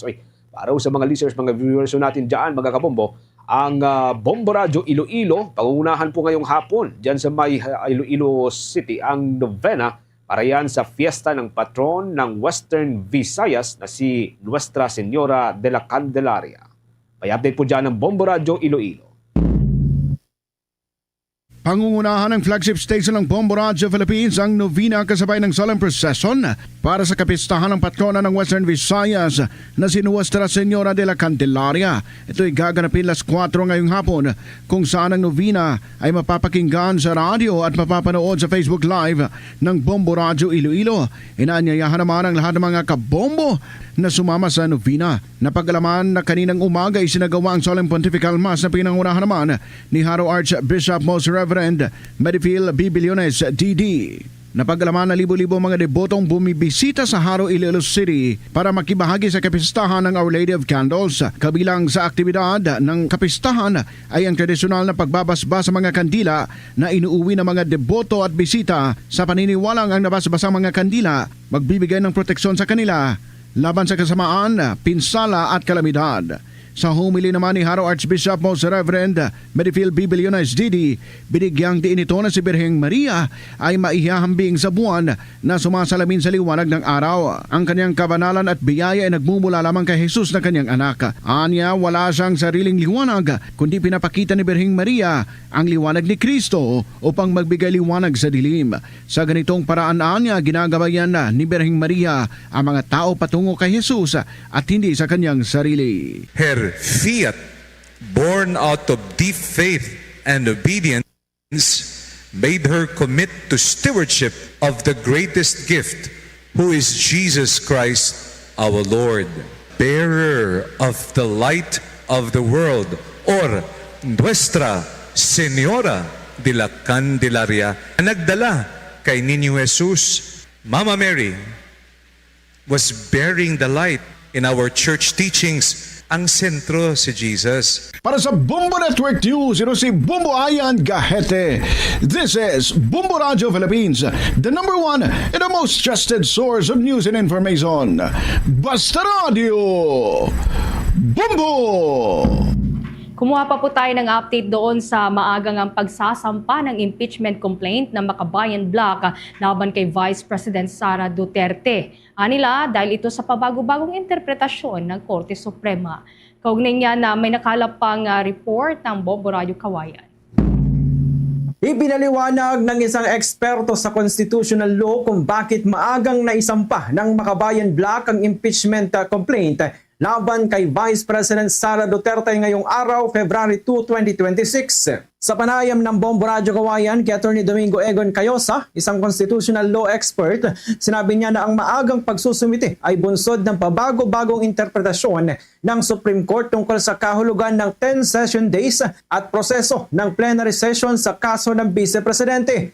Karaniwan anya ayon sa one-year bar rule, pwede lamang magsampa ng panibagong impeachment complaint matapos ang 1 taon mula sa huling reklamo na sa kasong ito ay sa February 5. Ipinaliwanag niya na ang one-year bar rule ay naglilimita sa dalas ng impeachment filings at ang 10 session days ay bilang ng sesyon sa House of Representatives para sa impeachment proceedings at ang plenary session naman ay ang aktwal na pagtitipon ng buong Kongreso para talakayin ang reklamo. Maaring makaapektuhan yan maagang pagsusumite sa timing at proseso ng kaso dahil sa pwede itong magdulot ng debate sa Kongreso kung legal ba itong tanggapin bago matapos ang one-year bar rule.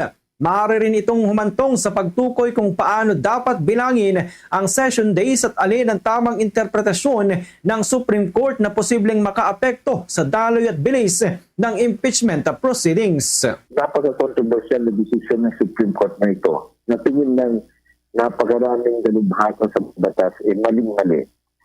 Para bang yung impeachment process every step of the way, pwede mong questionin sa Supreme Court. Pag yun ang mangyayari, magiging halos imposible na uusad ang impeachment. Dahil sa desisyon nito, mukhang lumalabas, pinapalabas ng Supreme Court na every step of the way, pwede mong questionin sa Supreme Court. Pag yun ang mangyayari, at tuloy pa rin yung notoriously slow pace of justice sa ating mga korte, including the Supreme Court, mag-dribble-dribble ito. Yan ang ulat mula rito sa Bombo Radyo Kawayan para sa Bombo Network News. Ako si Bombo Jason Felina nagulat. This is Bombo Radyo Philippines, the number one and most trusted source of news and information. Basta Radyo, Bombo. Si dating COMELEC Commissioner Guanzon naman naniniwalang dapat palitan si Vice President Sara Duterte si Pangulong Ferdinand Marcos Jr. kasunod ng pagkakadiagnose niya ng diverticulitis. Kaugnay niyan, may report ang Bombo Radio Rojas.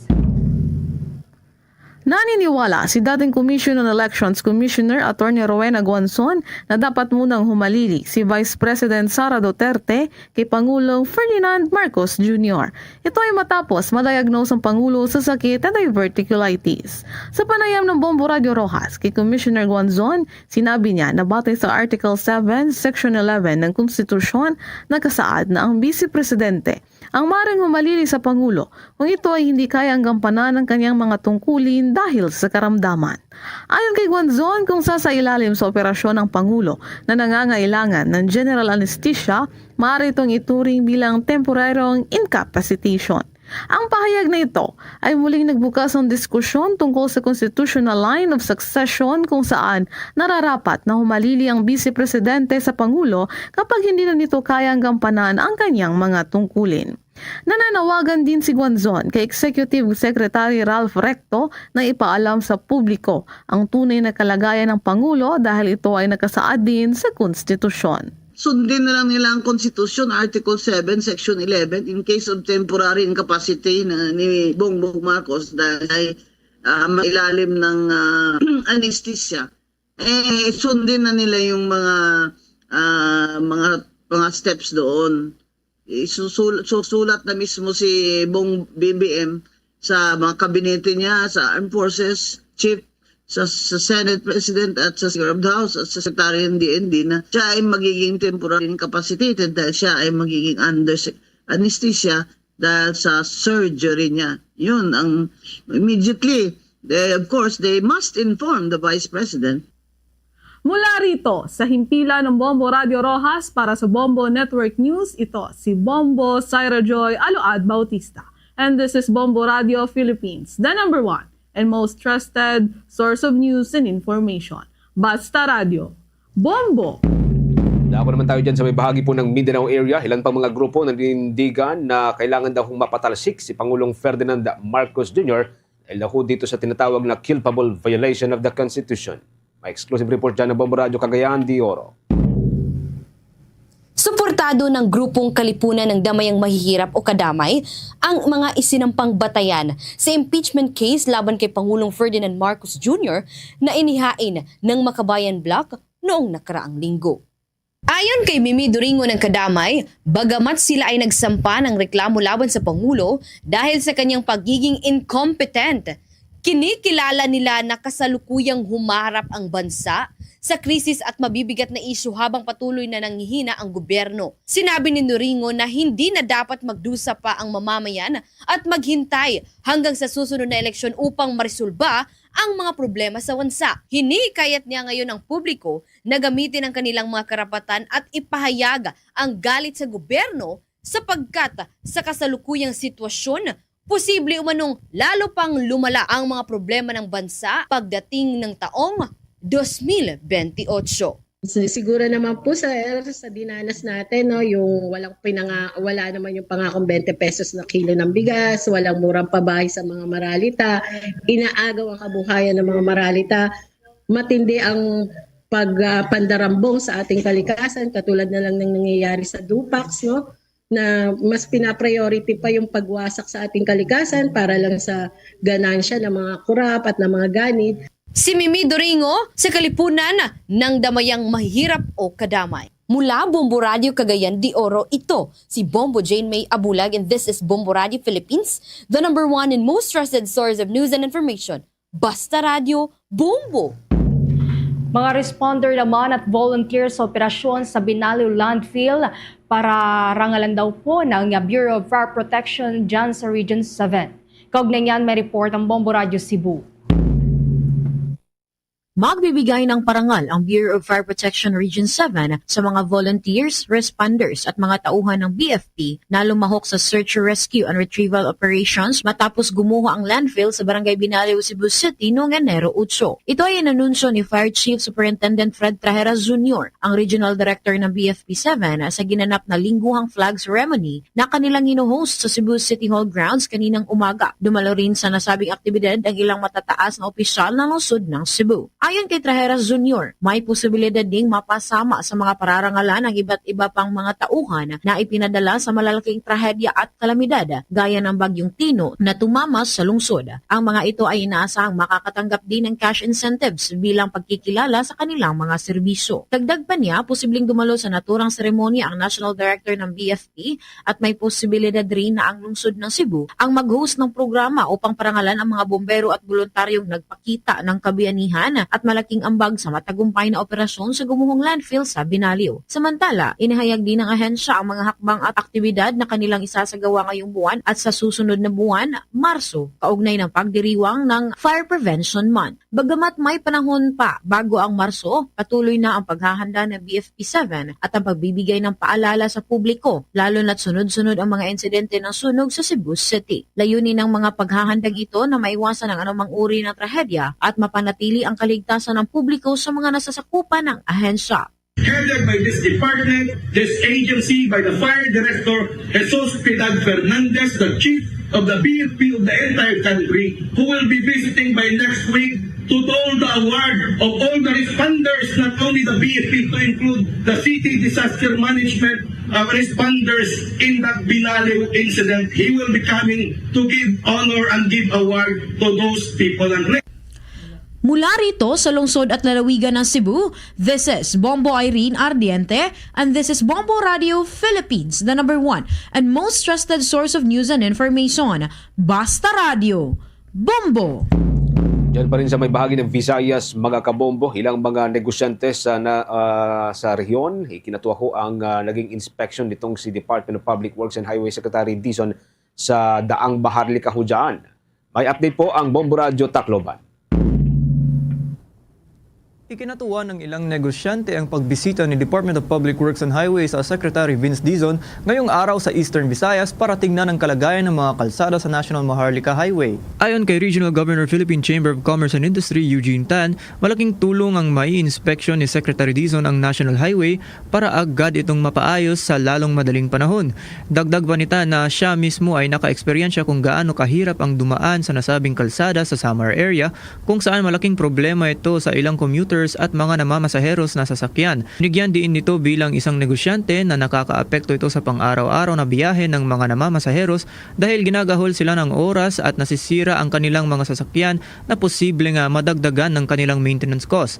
Mapapagalaman na maraming motorista, commuters at ilang residente ang nagrereklamo dahil sa butas-butas na kalsada na kanilang dinadaanan na araw-araw. Kaya umaasa silang mga negosyante na masasaayos ng kalsada sa Samar area dahil dito dumadaan lahat ng logistics na dinadala sa Tacloban at Leyte area sa Rehiyon 8. Sa una, na nagpapasalamat tayo na ito po ay binigyan pansin at natugunan ng ating Secretary of DPWH dahil napakatagal na po itong problema natin dito.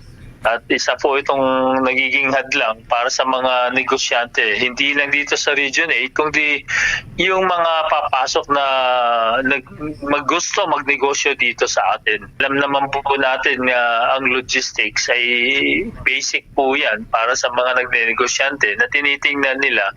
At napaka-importante po itong mga daan natin. Naging panayam kay Regional Governor of Philippine Chamber of Commerce and Industry Eugene Tan. Nagbigay naman ito ng suhestyon na sa oras na ayusin ng kalsada sa National Maharlika Highway ay siguraduhin na hindi ito manipis at minadali para hindi agad na masira at gamitin ang nakalaang pondo sa pagbili ng mga standard materials at hindi yung mga mumurahin dahil sa susunod na panahon lahat naman ay makikinabang.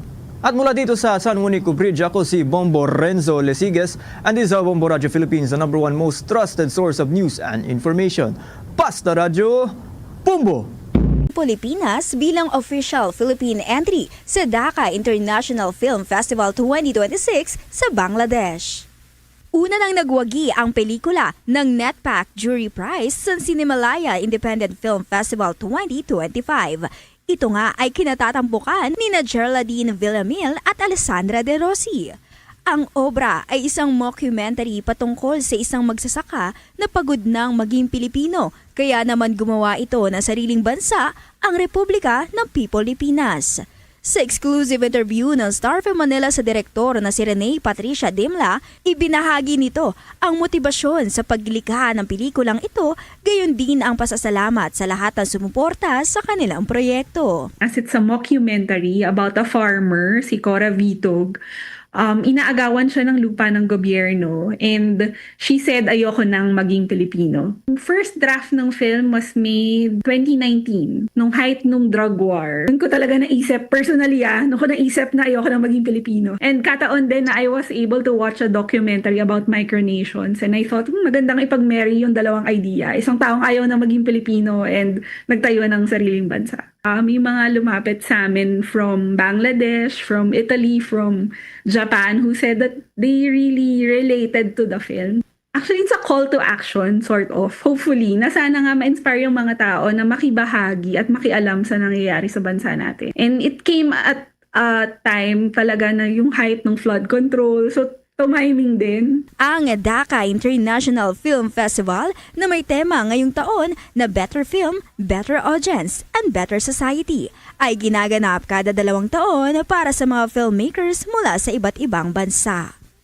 Mula rito sa 102.7 Star FM Manila, ito si Star DJ Ivana Darna. And this is Bombo Radio Philippines, the #1 and most trusted source of news and information. Basta Radyo.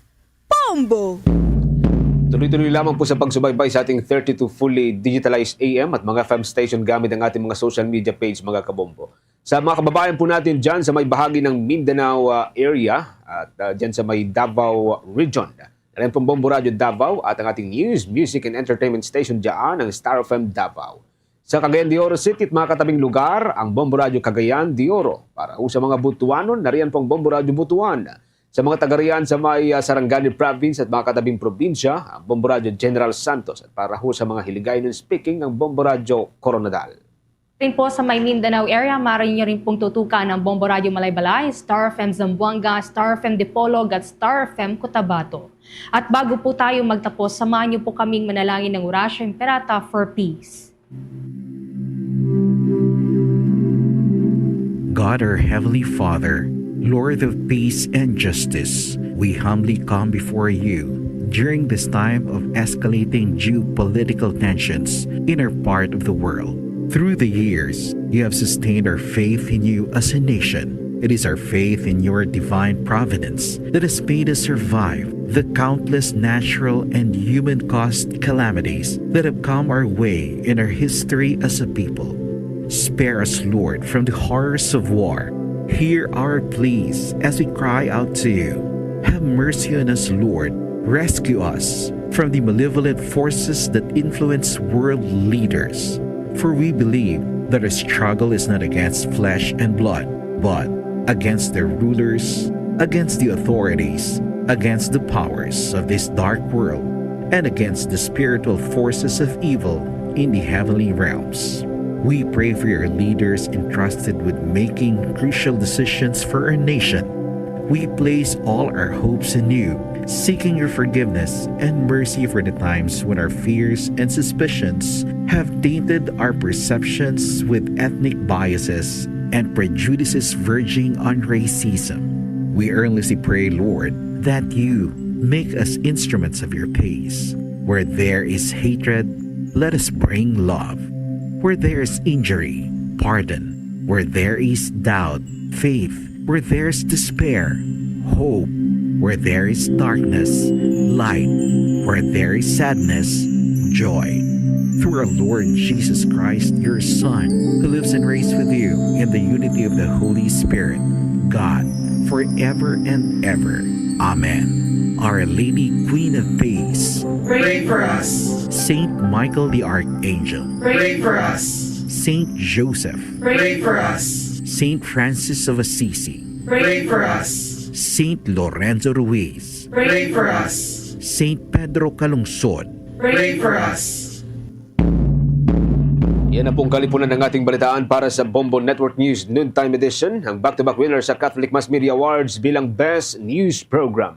Mula dito sa News Center Makati, this is Bombo Radio Philippines, the number one and most trusted source of news and information, Basta Radio. Bombo! For the most trusted source of news and information, visit our website at www.bomboradio.com. Follow us on Bombo Radio mobile app, Facebook, YouTube, TikTok, and X, formerly Twitter. Like, share, and stay connected. Anytime, anywhere. Oras sa Bomborad, Iloilo, Philippine Standard Time. 1 minuto na nakalikan sa takna siningalaw na balik na diri sa pagpangalagad sa Bomboan ay Sodo. Sa gyapon ko po rin mo Bombo Chama Blanco Hofer. Standby sa aton sining mga kabombo sa dugang mga balita kag impormasyon. Inalauman nga dagsaon sa mga pumuluyo, no? Mga nagapamiesta kag siyempre mga deboto ni Nuestra Señora de la Candelaria ang distrito sang Haro, partikularmente sa area karon sang Haro Plaza. Bangod man sa sining mga schedule sang religious activities. May kantanan sa gyapon sa kapiyastahan ni Nuestra Señora de la Candelaria. Bangod sina, may ara sang ginapahamtang sining mga portalet siyam kabilog ang General Services sa office kag ini sila ang libre. Wala sang dapat sining bayaran. Yari si Momo Brian Gonzalez ay sining follow-up report. Momo Brian, sa report, please go ahead. Maabtig Bombo Champ no ang aton nga General Services Office no sa paghamtang no sa mga portalet no as well as sa mga basurandra no mga trash can trash bins naton sa Maya area no sang Nuestra Señora de la Candelaria ko na sa may Haro Cathedral no Bombo Champ periin sa karon no ginapatigayon no kon ginaselebrar ining kapistahan sa nasambitan iya nga distrito kag tikangot sina no sa aton nga mga kabombo makita naton dira no kung paano gid no nagdamo nagpugok no ang mga tawo halin no sa pipila no ka mga distrito dire sa syudad sang Iloilo kag Mayara man Bombo Champ nagahalin sa mga kabanwahanan sa Maya probinsya sang Iloilo sa din mga deboto no Bombo Champ nagapahaya gani nga kada Pebrero 2 yun no wala gid sila nagakalipat, wala sila nagakalingkang kag nagakataka kung papaano ang ilang pagtuo sa nasambitan iya nga patron no Bombo Champ sang distrito sang Haro kag sang Western Visayas. Kangot sila no kay madamo ang tawo ang aton nga General Services Office gina-anticipate yun no Bombo Champ ang mga posibilidad kag as well as mga challenges dira sa nasambitan niya nga area. Numero 1 gid no ang basura no Bombo Champ sa din nga overwhelmed kuno katama ang aton mga trash bins kaya kagabi no nag-aalalawas no ang mga basurahan dira sa may area sang Haro, partikularmente sa may Haro Plaza no makita naton dira nga madamo sa food kiosks no Bombo Champ kagati mga transient vendors naton dira, food cart vendors nga nagahingalit man no ginapangimuslan ining mga tiniuan sa din madamo sang tawo nga nagakadto dira nagabaligya no sang ila mga pamaligya kagati indigid manikawa nagagamit no sang mga plastic cups, mga sticks abi Bombo Champ video sticks no kung sa din ginatusok ini sa mga street foods kalabanan hindi man madula dira no ang mga suludlan nga plastic bottles kag isa man no magluwas sa basura ining comfort sang aton nga mga kabombo sa nasambitan iyang selebrasyon. No, hindi malikawan nga ko niyara ka sa mga kaangay sina nga kadamuon ng isang tawo. Ako na kaisa no ang tawag no sa kalikasan mo sa pagpangihi numero 1 amo gid na no ang gin-anticipate nan ginlantaw man sa ato nga General Services Office. So, nangin giya no para sa ila kagatin nangin leksyon man no ang ako nang tinalikdan nga dinagyang festival Bombo Champ kadiin gani may mga portalets kita no Bombo Champ nga ginareklamo nga mahigko.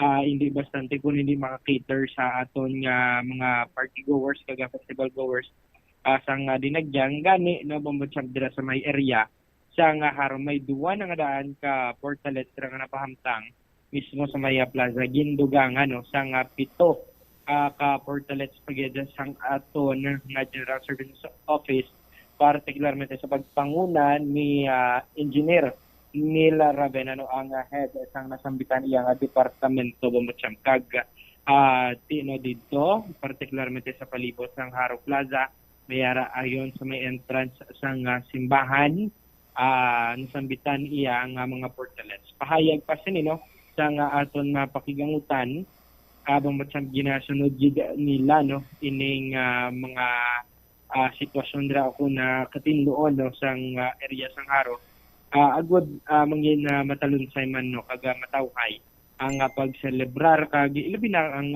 mangin matinlo ang pagselebrar sa nga nasambitan niya kapistahan kaya tungod hindi lang diri sa probinsya sa Iloilo mangin sa mga taga-Capiz no mayara gid sang mga devoto nga nagapakigbahin man sa nasambitan iya nga selebrasyon. Nagpasalamat man no sa City Environment and Natural Resources Office din ganit makita man kagul na Bombo Champ nga ang mga basura nga naglinaptan nag-alalaman sa trash bins dira as well as mga higko sa mga portalets nga gin pahamtang dira no ginasunod gid no sa mga katapo sang no kag sang General Services Office. Pamatian natin ang pahayag ni Engineer Nila Ravena ang head no sang GSO.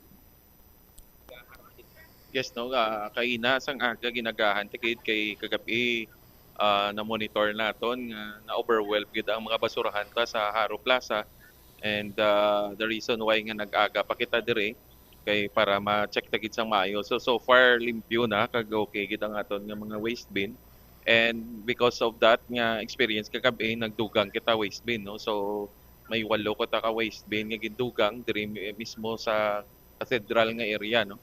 And gin-check naman ang mga portalets ta no all over the plaza and ginapabutangan ta lang signage nga dapat free no ang use ng portalets and may existing kita nga duwa and nagdugang kita 7 so siyam tanan no ang atong gi-deploy nga portalets diri sa plaza. Sir, usually ano mga basura makita naton na obserbaran naton? Food packaging gid no nga materials ang aton nga na observe para sa aton nga mga waste bin no. So gina-situate naton sa aton personnel nga regularly ma-collect no. And as of now may duwa na kita ka truck no. So approximately may 3 tons na kita nga na-collect diri sa plaza magaling sang kagabi naton nga garbage collection no. So subong gipatawag ko naman ang truck to collect kay para maaga pa at least bisan sa ugto na lang namon i-let only what and subong aga naka-collect naman sila another one truck nga load sang basura.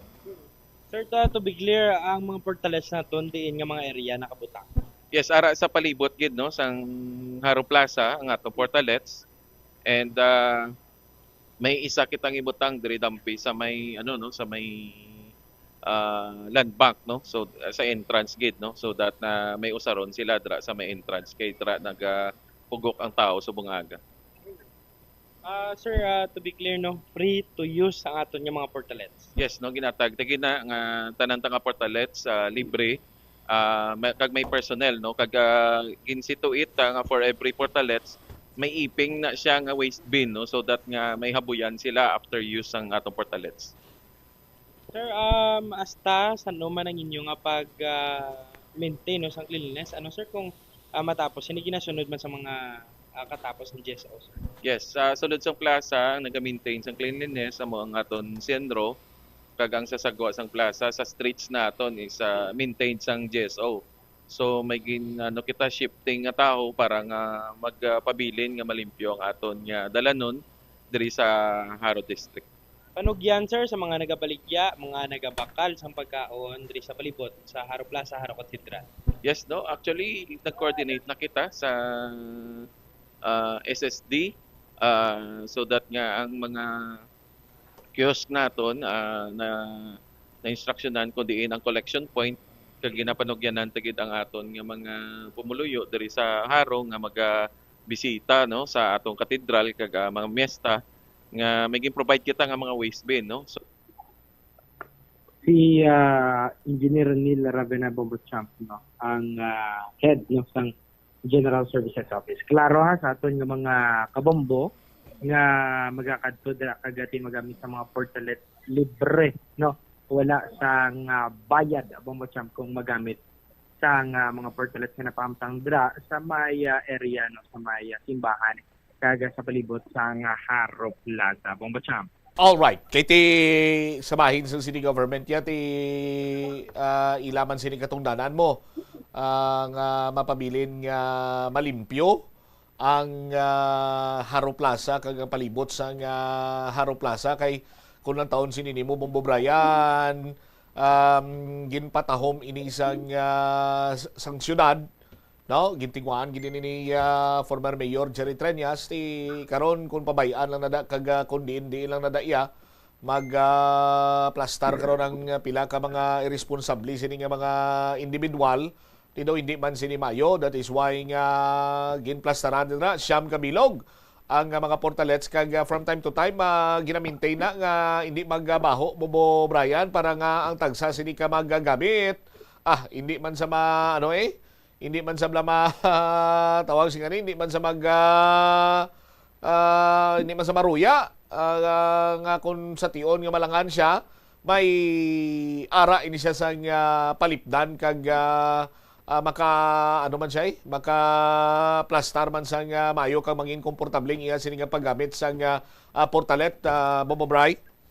Yes, correct gid na Bombochamp.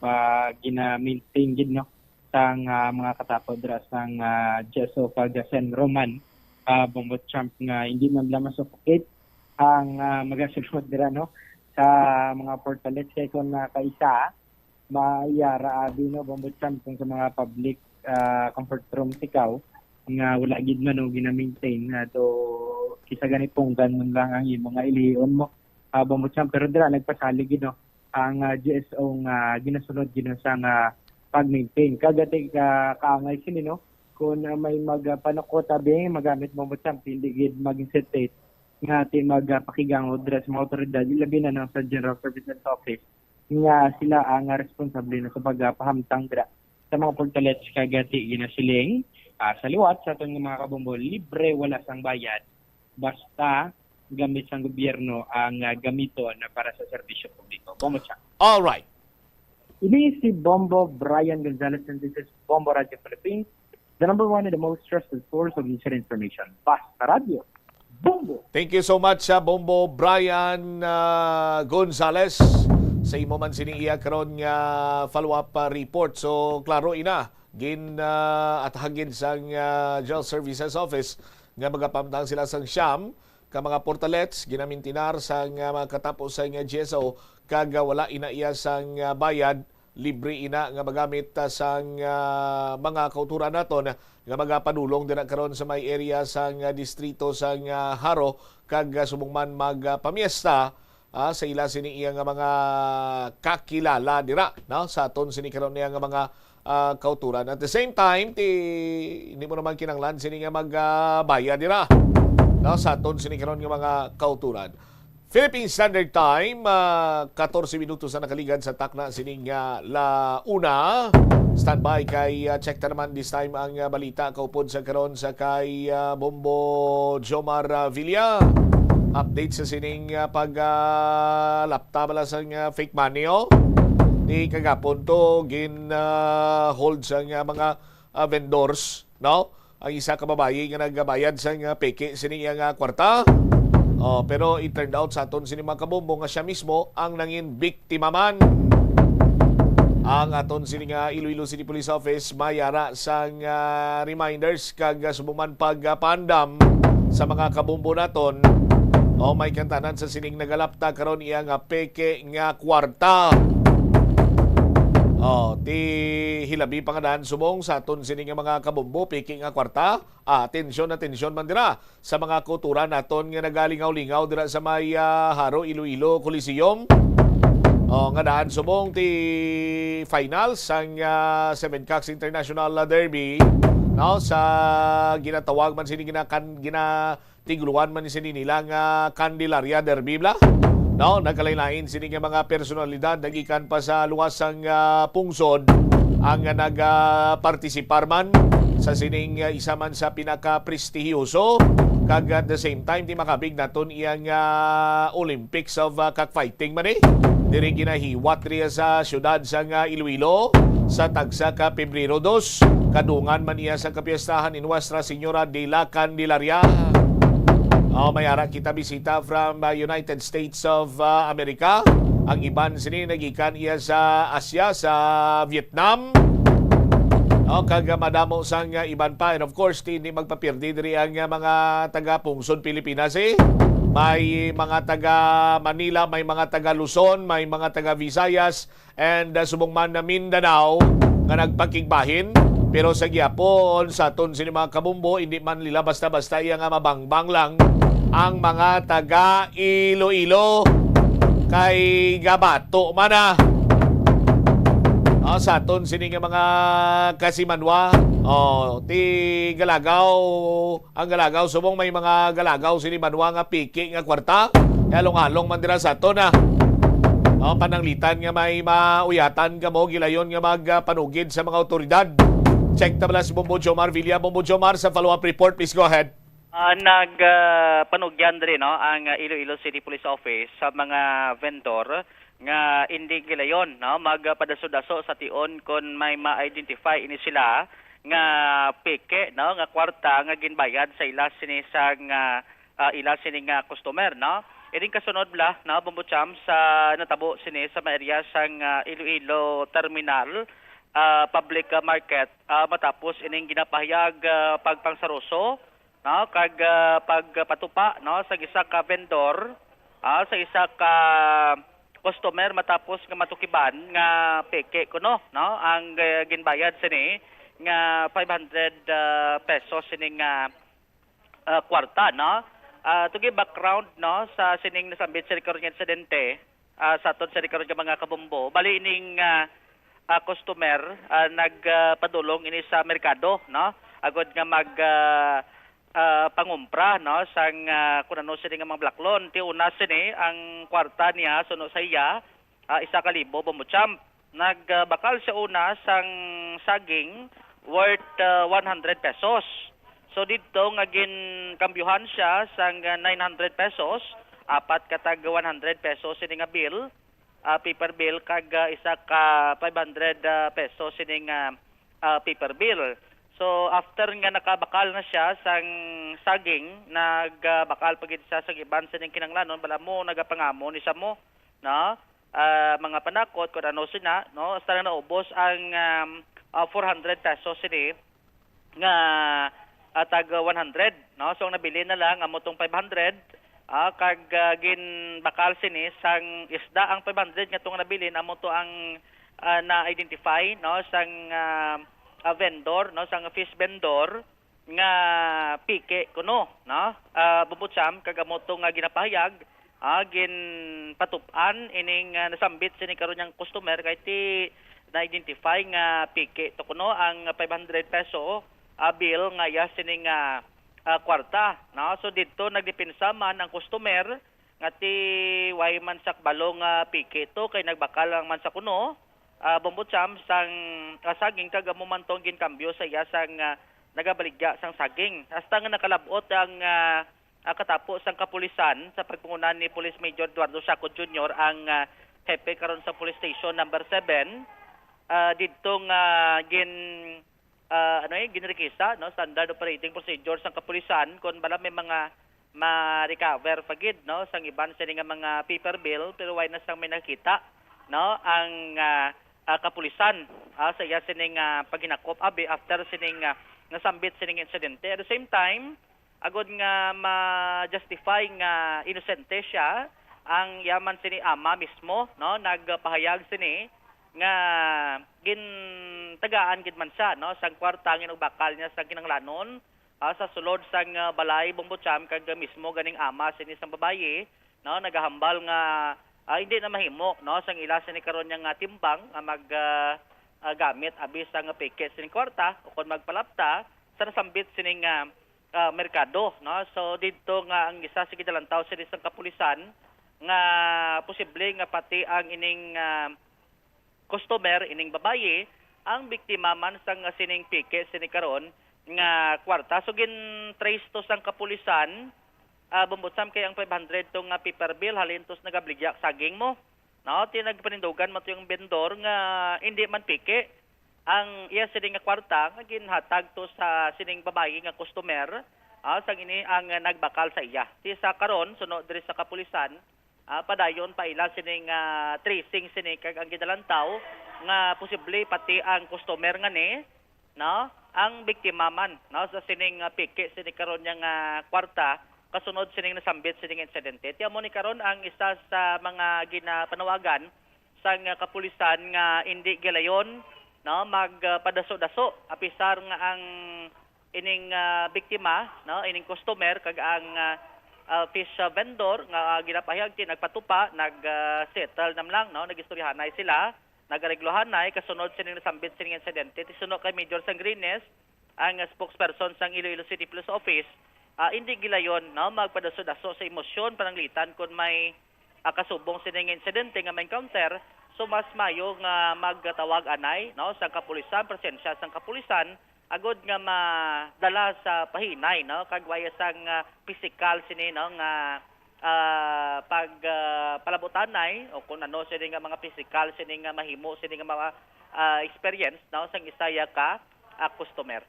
Ang kabahin sang pahayag ni Police Major Silamay Sangrines ang spokesperson sa Iloilo City Police Office ang may interview sa Bombo Radio.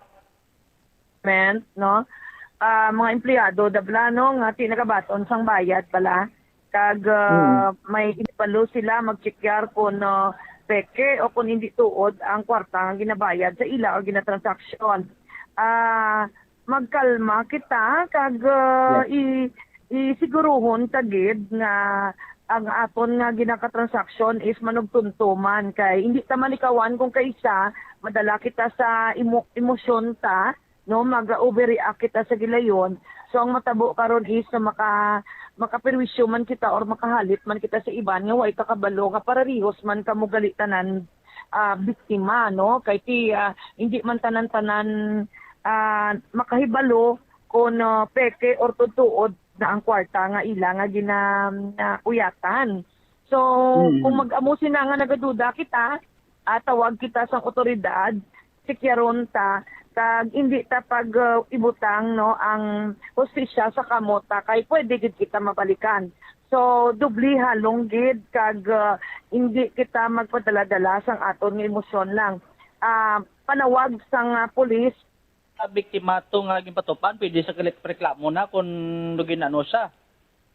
Kita kasuhan ko kita no nakapanakit kita hindi ta na marason nga nagdala lang kita sa emosyon naton. So kinanglan magkalma gid kita kag butang ta sa proseso sa insakto, panawag kita sang pulis, i-verify naton, i-validate naton kung ang aton gid man nga ginaakusaran nga inais matutuod gid man nga manugtuntos, scammer o kung may mga ebidensya kita bala nga nagatudlo nga ang aton panagupnop is matuod. So budlay na, no, nga kita mabalikan masakaan man sang kaso. Sa mga negosyante, anong mapanugyan mo man sa mga bumalakal? Major Sangrines mo kay kisagabaton sila basi pike bla? Yes, negosyante, unta siguro ang tekstura kag description kag ang mga pila ka mga pamaagi para ma-detect naton no kung peke or hindi ang kwarta nga ginabayad o ginatransaksyon sa aton. So kung hindi kita makasarang nabalas ang amang gamit na nga makadetect kung peke or hindi, may mabalaan mo may ara na nga may ara na nga features ang kwarta nga ginabayad sa aton nga mabalaan ta nga hindi siya parehas ang original nga kwarta nga ginabayad naton. So may diferensya gyud din na sa itsura, sa texture. So baluon tay na parang aton nga mga empleyado kung kita man tag-iya, aware kita. So awareness gid. Kag in kaso may duda kita, tawag lang sang pulis o otoridad para ma-facilitate kag hingion lang no ang nagbakal o nagtransaksyon sa aton nga magkooperar. Nabatian si Police Major Sheila May Sangrines ang spokesperson sa Iloilo City Police Office.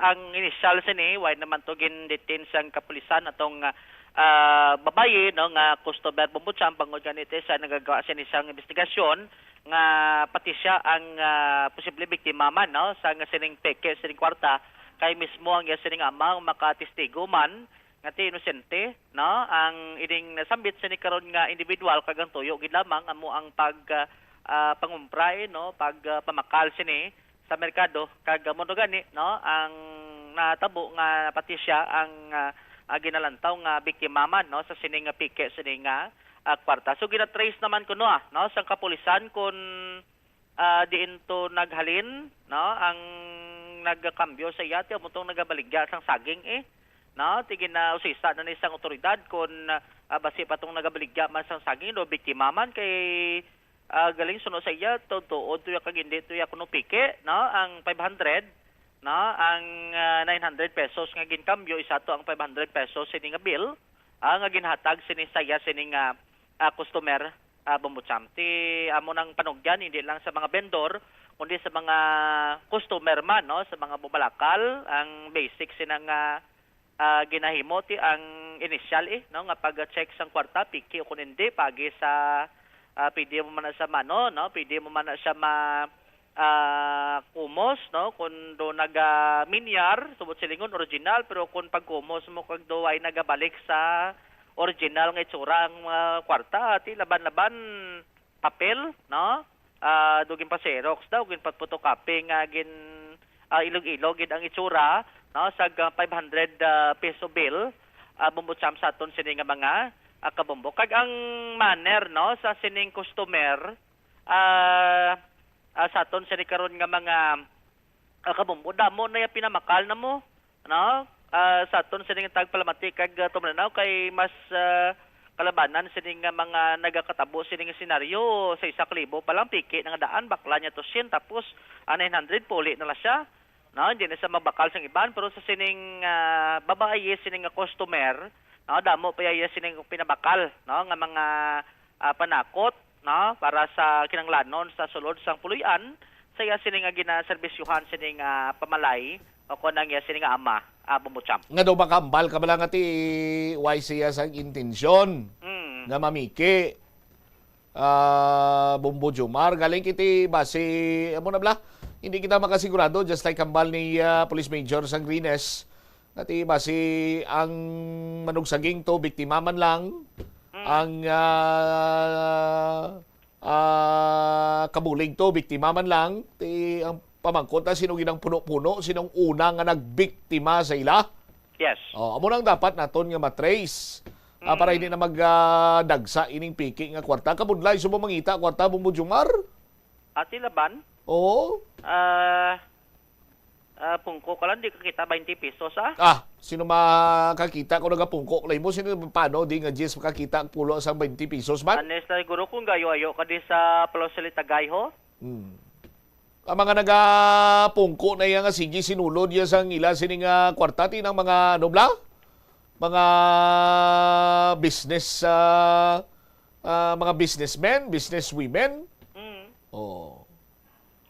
Pati mga negosyante gani gay makasman mo. Ti mo na bisan negosyante ka, bisan businessman ka, bisan businesswoman ka, gay makas ka gid. Kay hindi man lang niya basta-basta ya mapungko ka na, mas nulod ng kwarta si mo, no kas na swerte. Amo gid na. So muna, Iban sini gani, may maligo ka gasolina, may makaon ka matigang bagay, may makaon sang plupasingsa sa mga panyaga, may nagakaon sang kundi may maeksplikar nga sahi sa mga bagay na para lamang nga magkakwarta.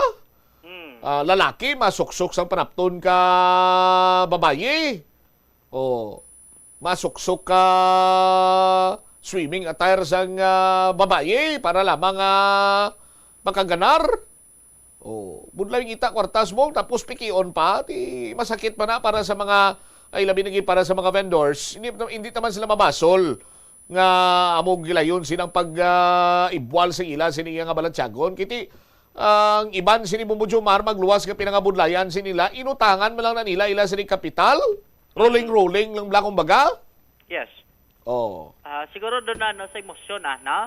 Ang vendor nga ni, ang fish vendor, bumbutsam. Pero kung ni-analyze na do lain ini niyang kaso, no? Kay kalabanan sa mga nabangga pang biktima nga nagkaladakpan, may mga nangka-recover pagid ang kapulisan mo, no?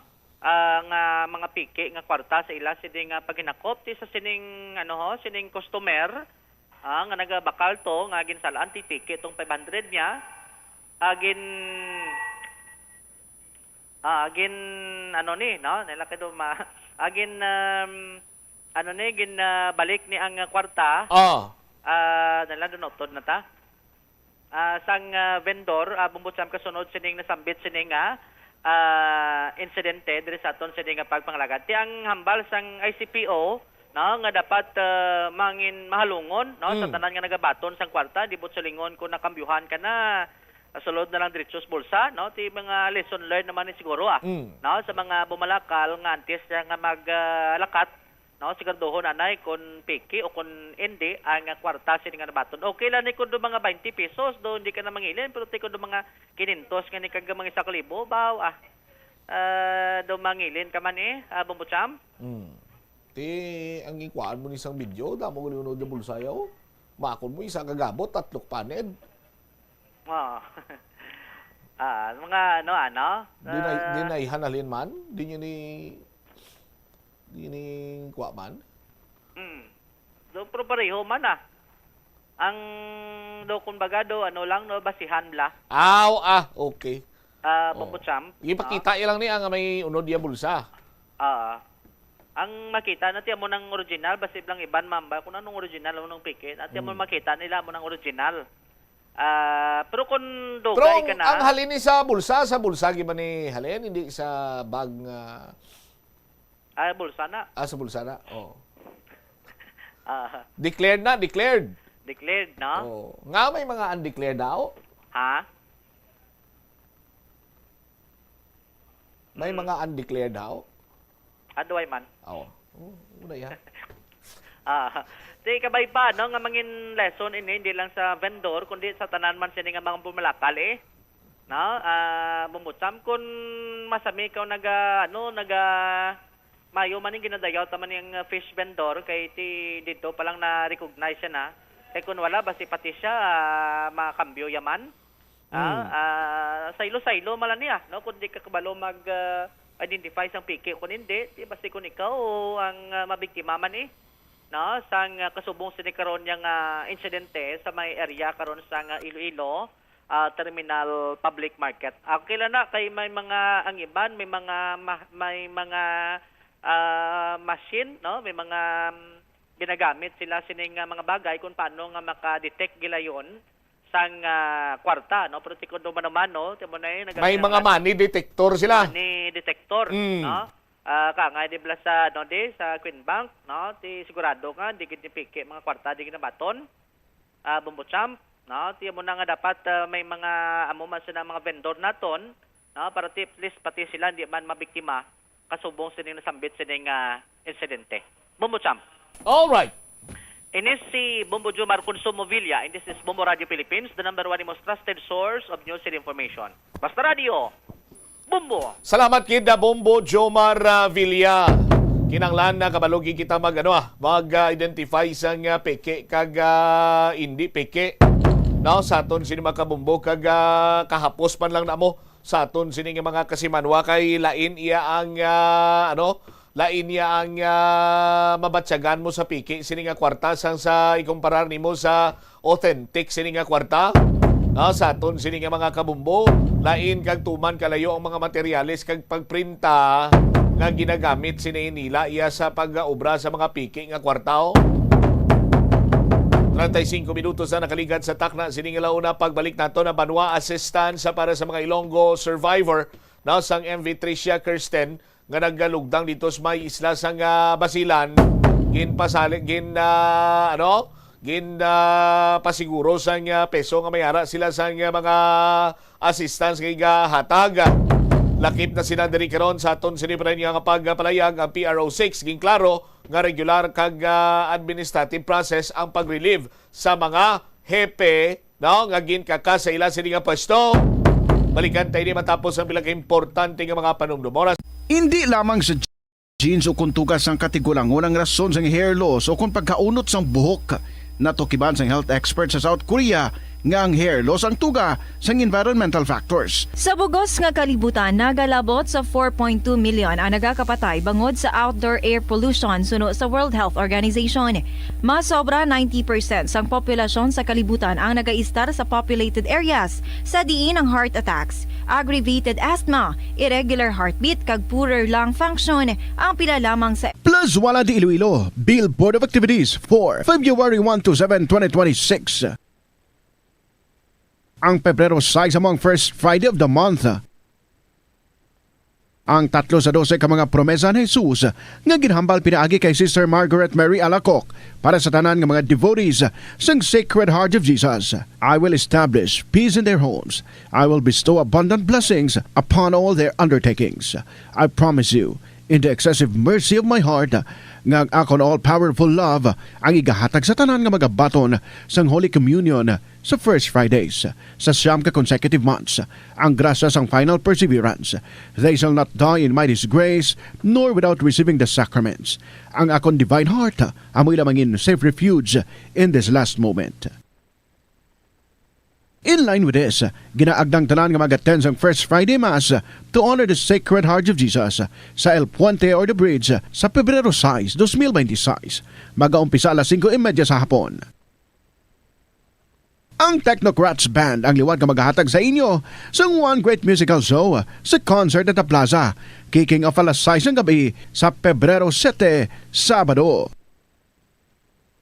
Sa tiyon sa musical show, napuno ka mga matahom nga Plazuela de Iloilo, Valentine's Edition mugs kag madamo pa nga iban ang igaparapol sa mga suki sang Plazuela de Iloilo.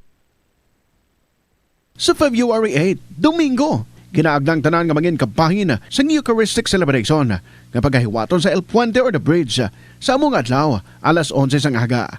Sa tiyon sang Holy Mass, ipangamuyo naton sa Ginoo nga padayon niya nga tandugon ang kasing-kasing sa mga tawo nga involved sa anomalous flood control projects nga pamatian ang panawagan angot sa restitution.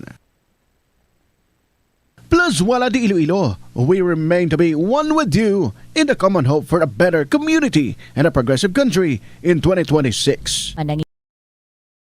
Hindi pareho nga balatyagon. Ang depresyon ang hindi gulpiyada lang nga nagakatabo sa isa ka tawo. Masami man nga ginakabig sa mga tawo nga depressed ini bangod sa kasubo nga nagakabatyagan.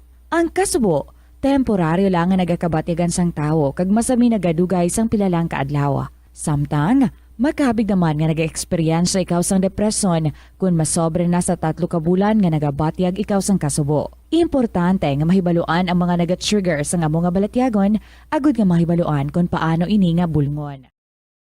Sa pagbugtaw mo sa aga, cold balad tayon nga tubig ang imo ginainom? Ay, dali lang, wait a minute, para sa ininit. Suno kay Dr. Deborah Weatherspoon, isa ka advanced practice nurse, mas maayo nga mag-inom sang alabaab nga tubig sa aga. Paathag ni Weatherspoon, iniya nagabulig sa lawas nga magpagwa sang toxins kag naga-improve sang imo blood circulation. Sa mga babayi, ang pag-inom sang alabaab nga tubig ay nagabulig man kung ikaw nagasuprer sang period cramps. Hindi ako ne. Kada 39 segundo, May isa ka tawo nga nagakabiktima bangod sa paggamit sang computer. 8 ka milyon sa kada tuig ang ginaatake sang Oras sa Bombo Radio Iloilo, Philippine Standard Time, 38 minutos na nakalikan sa takna sining alas launa. Balik na diri sa pagpangalagad sang Bombo Aray sa udto sa DYFM Bombo Radio Iloilo. Standby sa kay Bombo Pauline Piliora. Assistance para sa mga Ilonggo survivor sang naglugdang MV Tricia Kirsten. Dito iya sa may isla sang Basilan. Ginpasiguro sang peso diri nga may ara sang ini sila nga mabaton may ginatanyag sa aton sini karon iya nga mga kasimanwa kag subong man istoryahan ta kay ginklaro diri sang PRO6 nga waya sang kapaltahan ining mga hepe nga ginpang-relieve kundi regular administrative process gin lamang. Check tanay una si Bombo Pauline Piliora sa iya sining follow-up report. Bombo Pao, sa report, please go ahead. Magahatag sa assistance diri Bombo Cham ang Public Employment Services Office, kaupo diri ang Provincial Social Welfare and Development Office sa psychosocial support sa duha ka Ilonggo seafarers nga mga survivors sa naglugdang nga MV Tricia Kirsten 3 sa baybayon sa Basilan kaagahon diri sa Enero 26, 2026. Sunod diri kay Cynthia Dario ang head sa Public Employment Services Office sa Iloilo Province. Iya diri ginpahayag nga bukas ang ila opisina para sa duha ka Ilonggo seafarers nga nagaluwas sa insidente kag sunod man diri kaya Dario referral assistance ang ilauna diri nga mapalabot nga bulig kung sa diin prioridad ining psychosocial support pinaagi diri sa PSWDO kag palaagyan nino sang iban pagid nga mga assessment Bombo Cham. Ginpathag man diri sang natungdan nga bangod ang insidente natabo sa sulod diri sang pungsod indi ini sakop sang peso nga program nga Overseas Filipino Migration and Development Center nga para lamang sa mga overseas Filipino workers o mga OFWs apang may isang lain nga mga programa ang Peso Iloilo Province nga sarang mapalabot bilang bulig sa mga Ilonggo seafarers. Ang duha ka Ilonggo nga mga survivors ang Masandaya Jojeric Layer, isa ka crew sang MV Tricia Kirsten 3 kaga residente sa Banwa Samina kag si Carl Luis Balontong 23 anyos residente sa Barangay Kabanbanan Oton Iloilo nga isa ka apprentice sa amuman nga roll on roll off vessel sang Alison Shipping Lines Bombo Cham. Madumduman nga pasado launa sang kaagahon sang Enero 26 nga nag-issue diri sang distress signal ang MV Tricia Kirsten 3 4 ka oras matapos ini nga nakabiya sa Zamboanga City ang amuman nga vessel nga naglugdang diri sa baybayon sa Basilan kung sa diin gin-rescue ang pila ka mga sakay lakip na ang duha ka mga Ilonggo seafarers. Gin-inganyo diri Bombo Cham sang peso ka Iloilo Provincial Government ang mga survivor kag ila pamilya nga makipag-angot sa probinsya agud nga matutukan ila kahimtangan kag mapadayon ang nagakaigo diri nga bulig Bombo Cham. Pabati bala naton ang aton ng interview kay Peso Head Cynthia Dario. So ang bulig nato no since nga ang aton nga nga opisina may OFMDC but this OFMDC ma'am no gid ni siya nagatutok sa mga overseas Filipino workers naton nga in distress, but since this is a local incident diri lang sa Pilipinas so ang duha to no coming from Mina and Oton if and when magkadto ang ilang mga himata diri or sila gid mismo if makapuli na sila magkadto sila diri sa aton. Then the most nga mabulig na aton sa ila subong is psychosocial support. And when it comes to psychosocial support, ang aton nga PSWD no under kay Sir Rani, pwede gid naton ini ang duha ma-refer dito sa office ni Sir Rani, and then these two will be assessed initially kag paggabalon or para mabalaan kung ano ang nagakadapat nga bulig nga igahatag sang Iloilo Provincial Government sa ila. And further, if they want nga like kung may ginabatsyag sila as to medical assistance, then ang aton nga opisina through collaboration with Sir Rani still iga-assess ini sila kag buligan man sang PSWD. Si Gov may directive ini siya nga painan sang financial support or kung subong mabalaan kung may ara sila sang financial nga mabaton ma'am from Iloilo Provincial Government. As to sa kay Gov Toto no sa aton nga governor ina magadepende pa kung like magkadto gid abi sila kay Gov kag mga sila kay Gov personally sang bulig in whatever manner or assistance nga gusto nila. Siguro ang aton nga gobernador hindi man na siya hindi mangbulig kay ang direktiba permi ni Gov buligan ta basta mga Ilonggo. Pero atong duwa ma'am nakapalapit na siya sa inyo opisina or diri sa provincial government? So far until now ay pagid sila nakapalapit even ang ilang mga himata way pa man nakakadto diri sa aton opisina. Do we encourage them nga magpalapit sa talatapan niyo ma'am for further assistance man in whatever aspect? Yes, oo. Pwede gid sila kapalapit sa aton kay buligan naton kung ano ang ilang pangayoon nga bulig.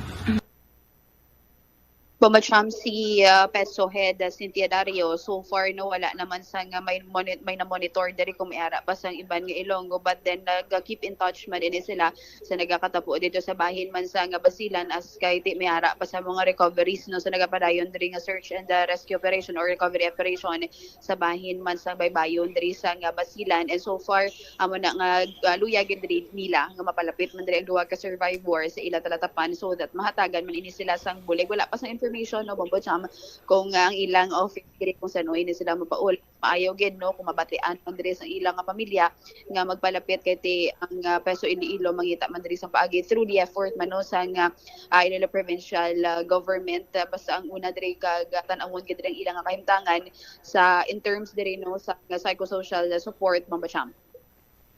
All right. Ini si Bombo Pauline Dimitidio Piliora and this is Bombo Radio Philippines, the number one and the most trusted source of news and information. Basta Radio, Bumbo. Salamat kid na Bombo Pau sa imo siniyang report. Ti may pipila ka mga ibubunot mga ganito ang mga Ilonggo mga Ilonggo seafarers kay ti ang ila sining kompanya kuno do agin sa may ginbulig siya. No, but sa gyapon ang Provincial Employment Services Office may mga ibulig ba na sa aton sini nga mga survivors mga Ilonggo seafarer. No, sa aton sini karon iya mga kabumbo kay last time ako madumduman nyo pa mismo si Governor Arthur Toto Defensor Jr. ang nagapabutsyag nga ini siya ang magabulig sa duha ka mga survivor nga Ilonggo seafarer nalakip dito sa pagalugdang sa MV Tricia Kirsten sa may area sa Basilan. 47 minutos na nakaligad sa takna sini nga launa diriwan sa pagpangalagad sa Bombo Anay sa udto sa DYFM Bombo Radio Iloilo. Standby sa aton sini nga mga kauturan sa dugang sini nga mga balita kaga impormasyon diriwan sa aton sini karon nga pangalagad no ang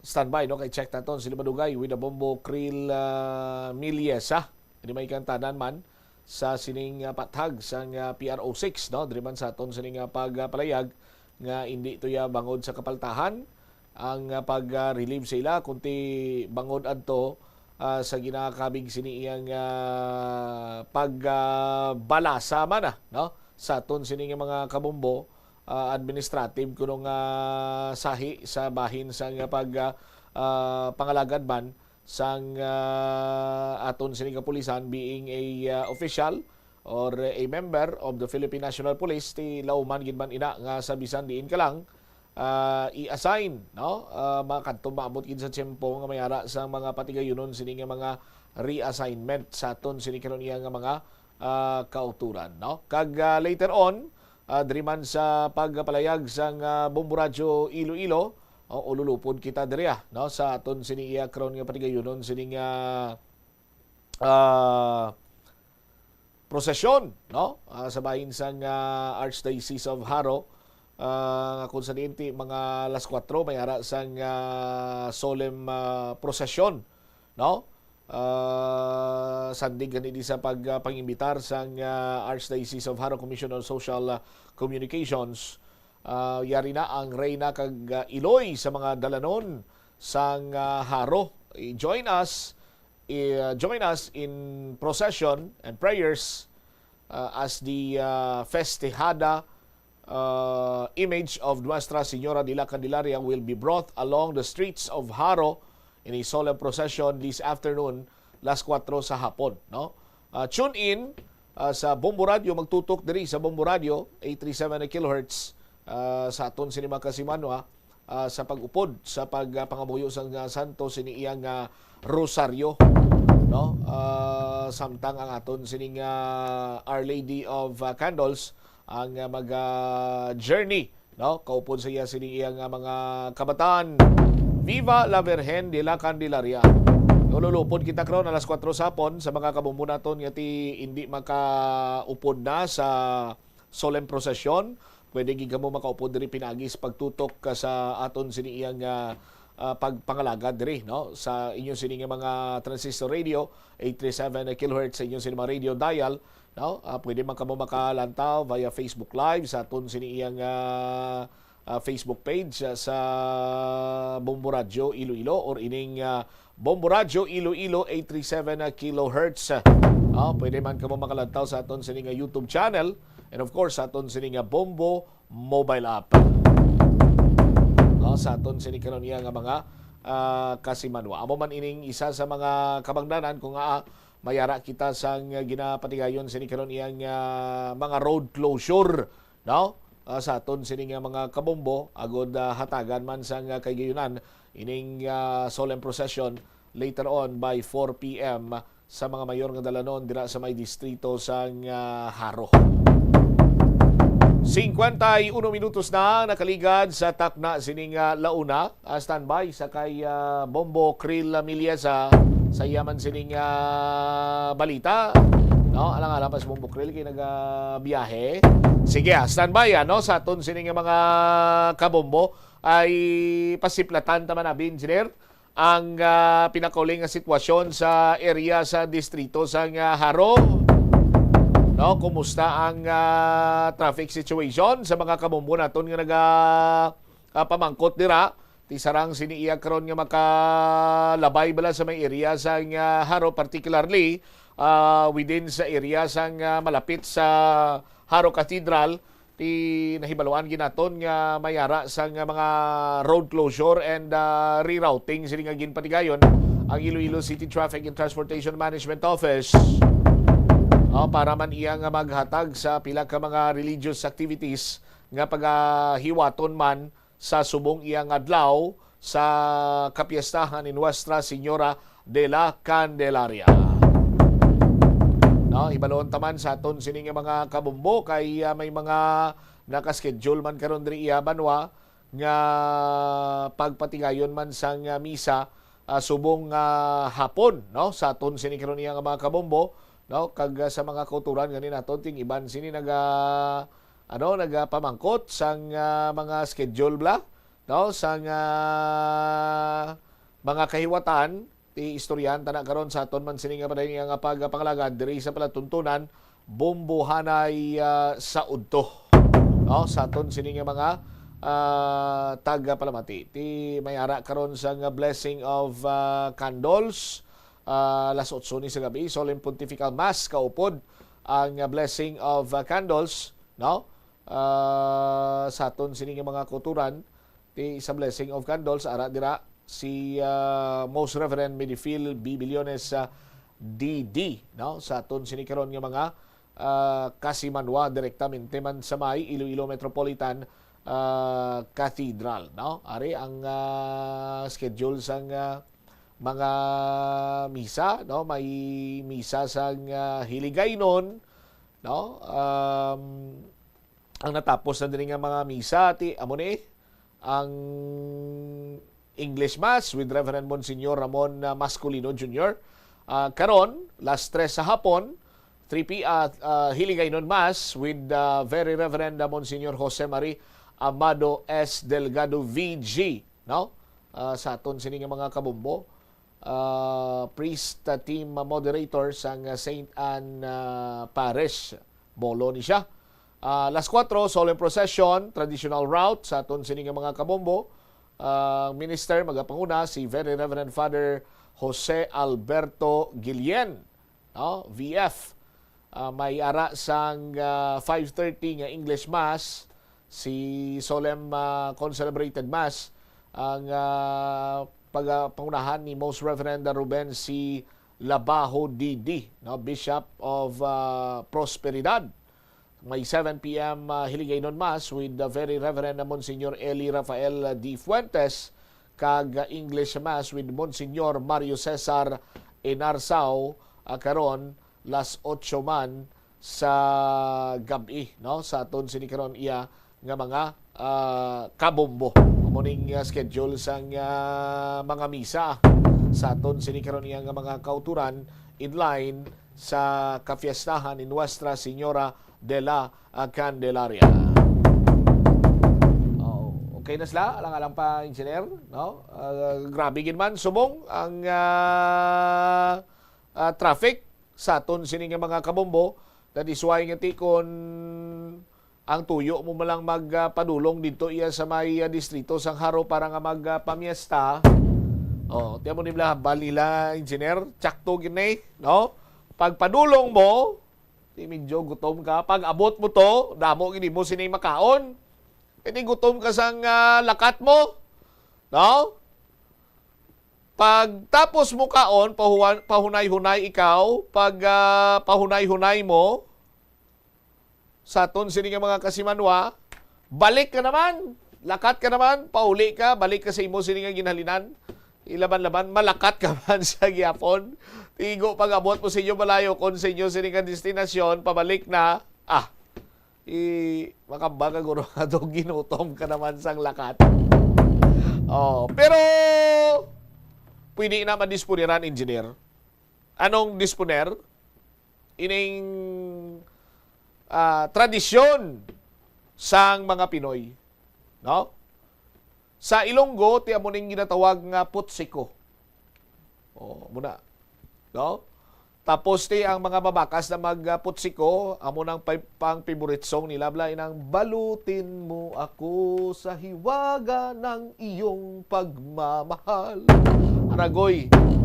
Sharon kunita na, di ba? Yan muna. Sa aton sini nga mga kasimanwa. Galing iti bisan din ka lang yang piyesta basta diri gani sa pungsod Pilipinas.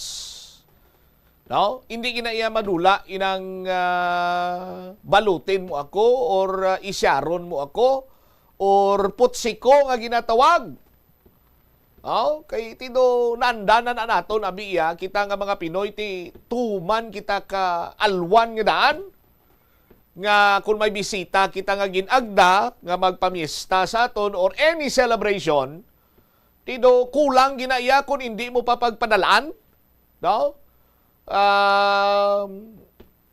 Ang kasabigin sina, ang mga tagbalay mismo nagambal nga, ay way kaupod si banahon mo, mare. Way kaupod ang mga muti kay sila itong bilin sa balay ga, bantay sila ka balay ito, kay hindi man tunamon mabayaan, abi. Ati, dali lang to sang dali ito ka dinuguan ka ga, hindi gani, dali ito ka inang matamis bala, engineer, nga pork, ganina? Estopado! Maria ka gusip po. Dali ito ka estopado, dali ito ka fried chicken, dali ito ka litson! Taton sini nga mga kasimanwa. Tiya mo na yung masami nga nagkakadula, dayon, engineer, ang lumpia, gid ko, no? Amo na yung masami nga biktima, ang lumpia! Amo niya ka alwan, ang mga Pinoy, nga ti tapos ang kinanay, kung magpuli ila sining bisita, may ipadala pa na iya, may ginaputos pa ina iya. No, sa aton sinikaron nga mga kabumbo, amo na iyang tagalumapaw nga hospitality sang mga Pinoy sa tagsa iya kamayara sang selebrasyon. Fiesta man ina, birthday man ina, kasal man ina, no? Sa aton sining mga kabumbo, ti kon hindi lang supak sa pagpati, abi bumbo albarm, nga tawag si gani ang halin sa kumpanyar putson mo pagdalon sa inyo balay, ang iba niya maputos gyapon. Galing kiti sandig sa pagpati sa mga katigulangan, tido bad omen kuno inang pagkaon halin sa pagkaon halin sa tuwag si gani ining namatyan o kung ging kumpanyaran mo putson mo pagkadalon sa inyo sining balay daw malain ina kuno nga sa mata sa mga katigulangan no sa aton sining mga kabumbo pero tikon birthday bunyag kasal no mga anniversary so on and so forth ti pwede gid ya makaputsiko kuno pwede gid ya kuno makasyaron kunita no sa aton sining karon iya nga mga kabumbo. Amo na ya ka amo na ya ka tahom, amo na ya ka sadya, amo na ya ka mabatyagan mo gid ang tagalumapaw nga hospitality sang mga Pinoy kung magpadulong kadiri sa tagsa sini ka selebrasyon. Sa aton sini karon iya nga mga kabumbo. Kag laban-laban hindi gid niya madula sa tagsa ka panimalay. No? Nga mayara sang kinantahan ay engineer. No? May videoke giniya nga naga-standby diya nga kaso por kaso nga chimpo na sang ano bla? Ang ginatawag sining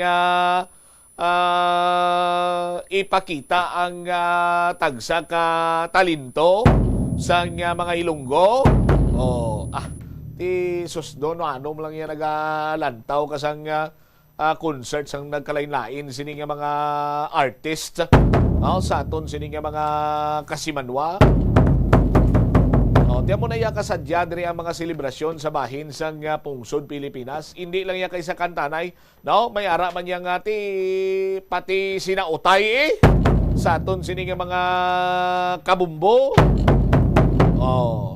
ti dumduman ko naman gani ang pamangkot sa una anong nami kuno sa utan engineer? Anong nami kuno sa utan? Hambal nila anong nami sa utan? Ang pamangkot anong nami sa utan? Hambal kuno nila ti nya ngano dipindi sa utan kung uyon mo ti nami na. No? Kung hindi mo uyon ti do hindi ginaguro manami, may iba naman niya hambal ti ang nami sa utan inang pino nga Pino nga siminto, parang hindi ka madasma kung in kaso nga mga steepings mo dabla magluwa na. Amo na kuno nami sa utan mo. Anyway, sa aton sini nga mga kasimanwa, no? Sa aton sini mga kauturan, padayon lang amo ni magtutok ka sa Bombo Radio Iloilo, no? Kay by 4 PM ululupod kita sa solemn procession, no? Diri man sa aton sini nga pangalagad later on.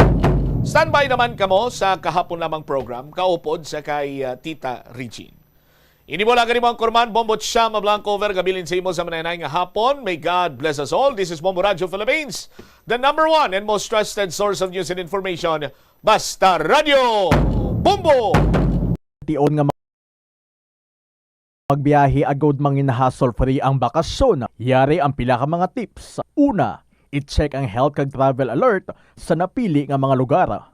Ikaduwa, magpili isang safe nga accommodation. Mag-research ka magbasa sa mga reviews sa napili nga lugar antes mag-book. Ikatatlo, siguraduho na nga mobile phone ang tanan nga mga upod agod mangin mahapos ang komunikasyon sa tion nga madula o kung kinahanglan nga magbulagay sa dalan. Be prepared in case of emergencies. Siguraduho na nga may backup nga emergency plan nga may medical reimbursement sa tion nga may maospital bangod sa aksidente. Ini nga pahanumdom ang ginadulong sa imo sang the number one and most trusted radio network in the country, Bombo Radio Philippines. Basta Radio Bombo!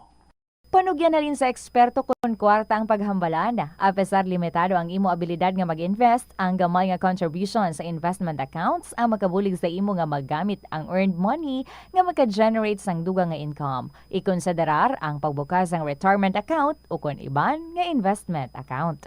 Ini nga pahanumdom ang ginadulong sa imo sang the number one and most trusted radio network in the country, Bombo Radio Philippines. Basta Radio Bombo!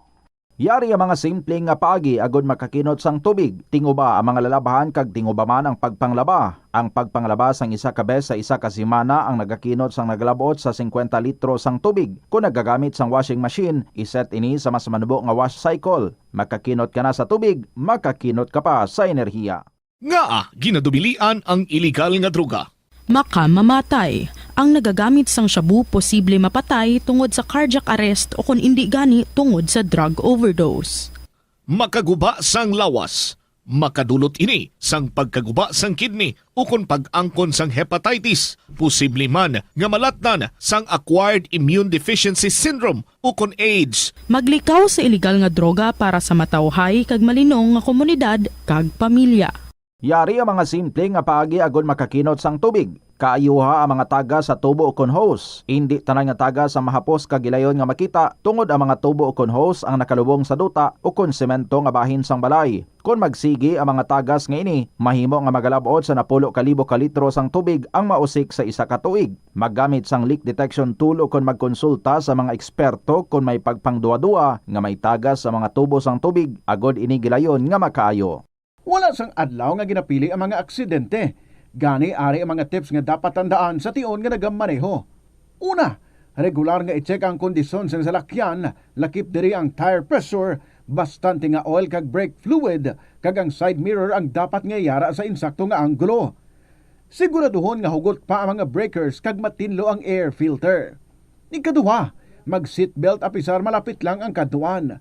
Ikatatlo, mag-signal sa tion nga nagaliko. I-on ang signal light kung ikaw ang yara sa ginabanta 300 katapaka halin sa imo likuan. Ini nga pahanumdom ang ginadulong sa imo sang the number 1 and most trusted radio network in the country, Bombo Radio Philippines. Basta Radio! Bombo! Paano ipabilin nga matinlo ang ginakaon nga mga prutas kag utan? Dapat nga regular ang paghugas ng kamot nga may habon sa sulod sang 20 segundos bag-o kag pagkatapos mag-uyat sang anuman nga butang.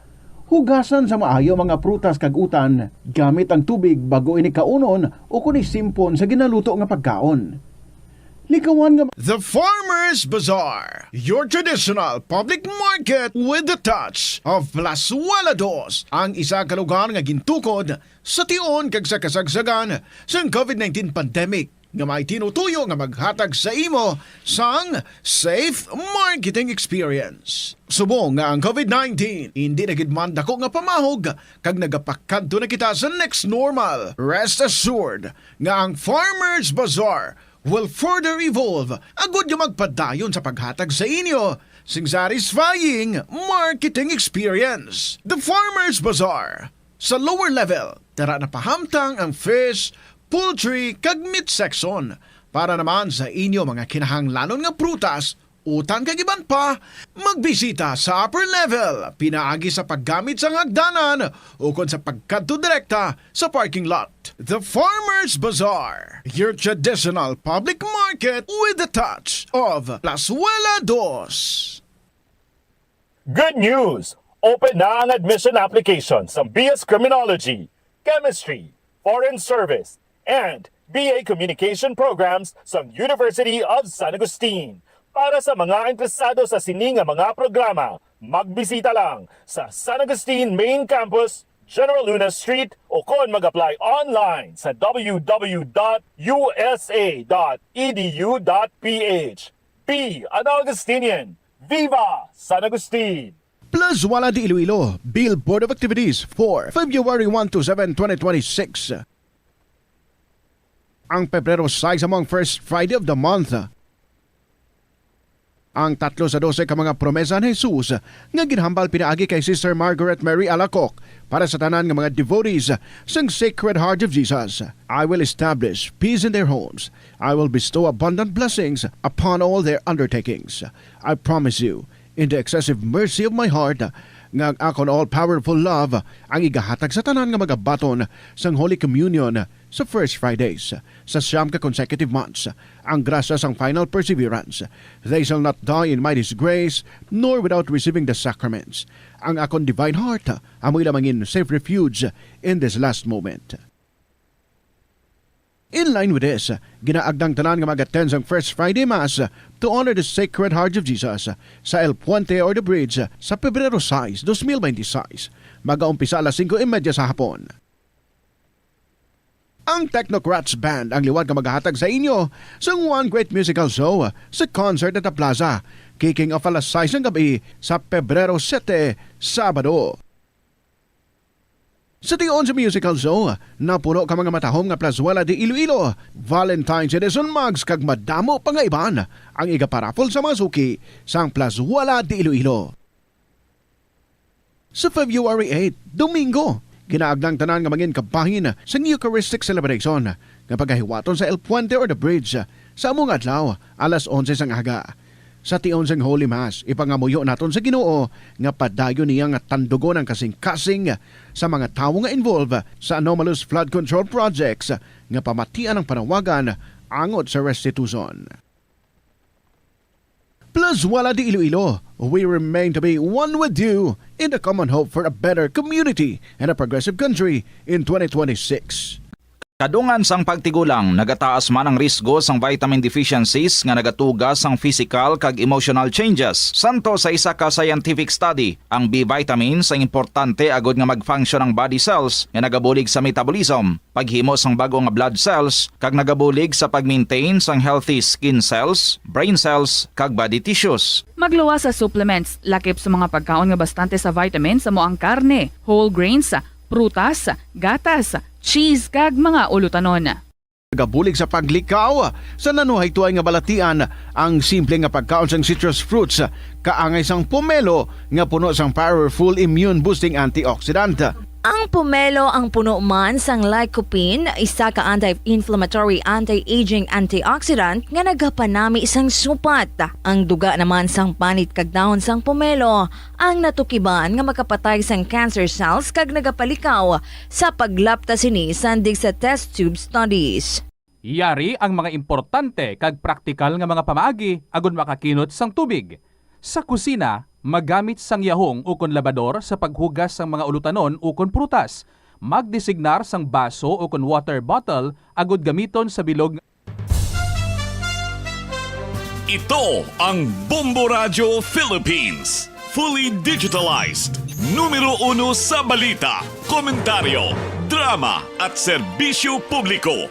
Bombo Radio Philippines. Bombo Radio Philippines. Unmatched. Number 1 and most trusted source of news and information. Basta Radio Bombo!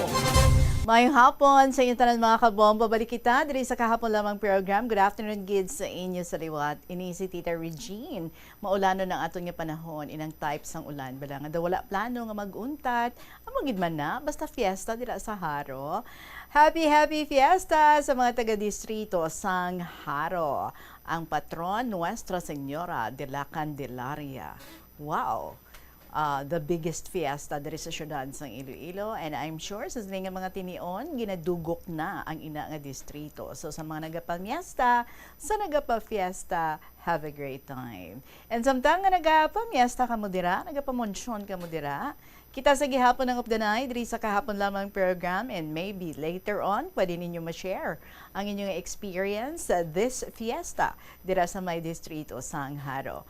You can email your story sa bombo_iloilo at bomboradio.info or sulaton kag ipadala sa kahapon lamang program DYFM Bombo Radio Iloilo, Sky City Tower, Mapa Street, Iloilo City. Of course, February na kita, February 2, it's the love month. Gusto ko man nga mabatian ang inyong mga love stories dira. Abi i-share, ipagwa na ina. We want to hear love stories puno naton. Sang heart, love, love, love ang kahanginan sa sininga bulan sang Pebrero. Once again, this is Tita Regine, and here's our song para sa inyo this afternoon. This is from Princess Valles, Taking a Si Crush. Welcome sa KLP.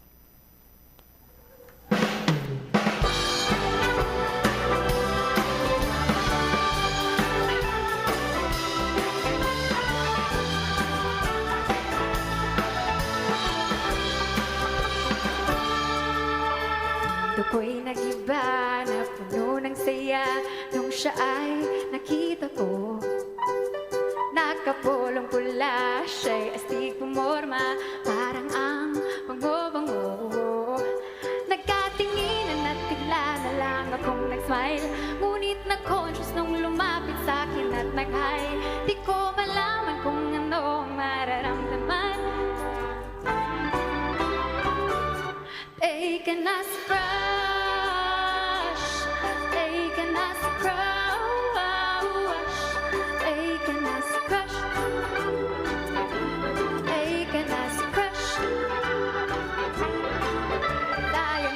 pala ang pagpapaganda.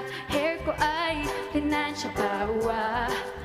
Type na type ko man siya, di na ko aasa. Bagay man kaming dalawa. Tinignan ko ang kanyang Facebook pati Instagram. Ang sweet nila o di kaya sila nilalanggam. Di ko malaman kung ano ang mararamdaman. Tama na, move on na lang. Take na si crush. Take na si crush. Take na si crush. Take na si crush.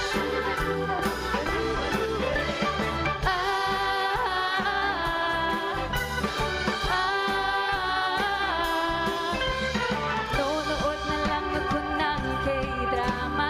Sasali sa mga fun run at Zumba. Kakain ng fries, ice cream at pasta.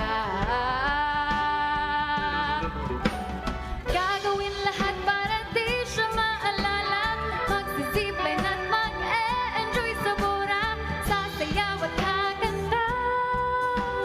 Gagawa pa ng tula.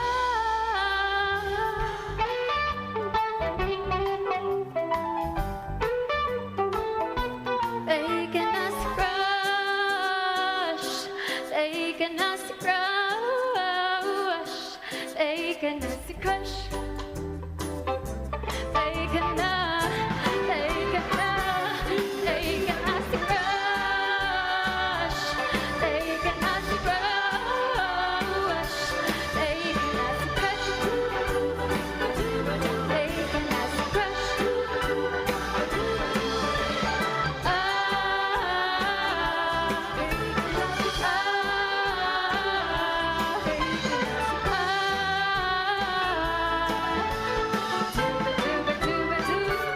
Taken na si crush. Pwede ka crush at taken na. Pwede man no? From afar. Huwag lang i-pursue.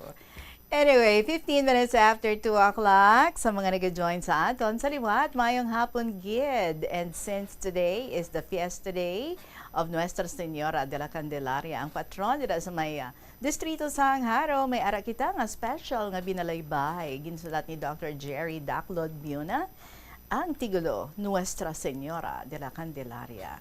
And here goes the binalaybay.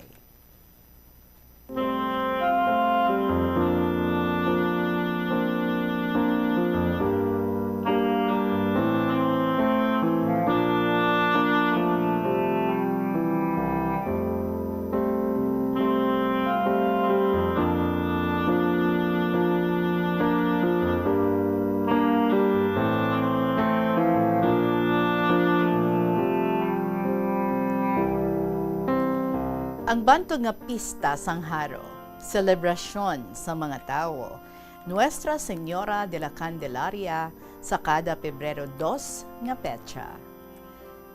Pista nga nagapasundayag, kahiwatan, nagadala ka kunyag, mga maduagon nga kahiwatan, manamit nga pagkaon, napunan.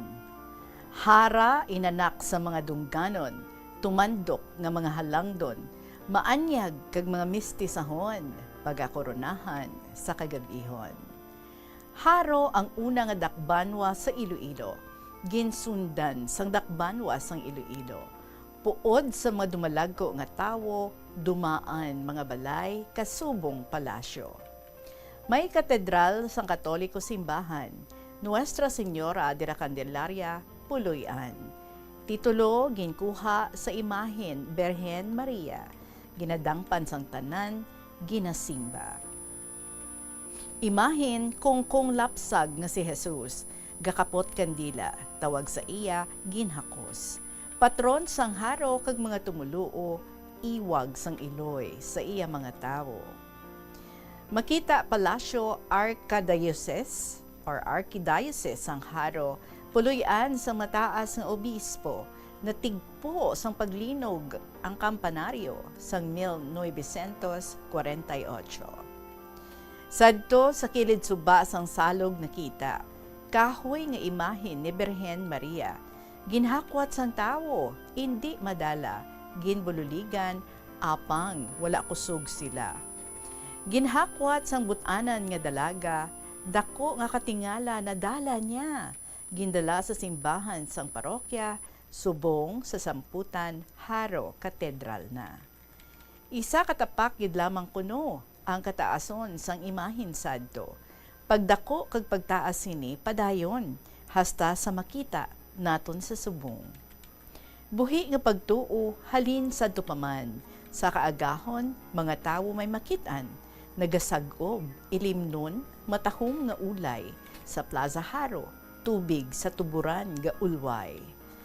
Pebrero 21, 1981 ginhalad papal sanction sa imahin sadto ni Papa Juan Pablo Ikaduha sa nagbisita kagang canonical crown iya ginkorona. Subong madamo nga mga sumilimba halin sa kaagahon hasta magabihan pa. Dili maisip mga milagro ang nahanapo bisan sa mga pangayaw nga tag-ampo. Gani karina kamo mga tawo, magsimba, pangamuyo kamo sa haro. Pasalamat sa mga naagom nga grasya, magampo sa maayong lawas ta. Kadto sa pinakadako nga fiesta sa pungsod, kag kamo magpabusog sa mga unod, sang isda, baboy, karne, lamang dumdumon, madamo mga tawo ang ginagutom. Dayawon Nuestra Señora de la Candelaria, magyaob sa hinyo pagpalangga niya, banaag sang iwag mga tumuluo, igampo sa Amay, Anak, kag Espiritu Santo. Kinsulat ni Dr. Jerry Daclod Biona.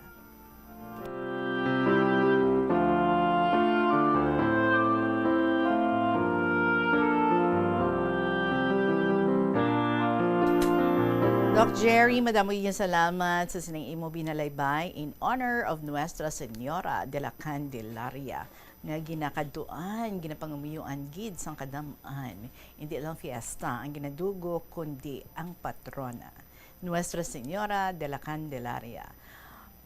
Good afternoon sa liwat, 2:20 ang aton nga oras. Kag sa pagpanumbalik sang KLP, syempre, more stories ang aton nga igadulong sa inyo. This is Tita Regine, magabalik kita. Pagkatapos, sa pila ka mga importante nga mga pahibalo. Alan, yari mga tips nga dapat tandaan sa tion nga nagamaneho. Una, likawan ang masaming nga pagsaylo sang linya. Ang swerving o kung pagsaylo sang lane sa isa ka delikado nga maneuver nga masami ginatunaan sang bunggo anay. Kung himuon ini, siguraduhon nga may bastante ang oras kag espasyo. Ikaduha, i-check ang blind spots. I-check ang mirrors kung clear ang alagyan. Magbalikid o kung maglantaw sa nagaagi sa ibang nga anggulo, agud makasigurado nga maathag ang alagyan. Ang responsable nga driver ang masaming nga handa sa... Balik kita diri sa KLP, ari ang sulat ni Student Mom of Lambunaw. Dear Tita Regine.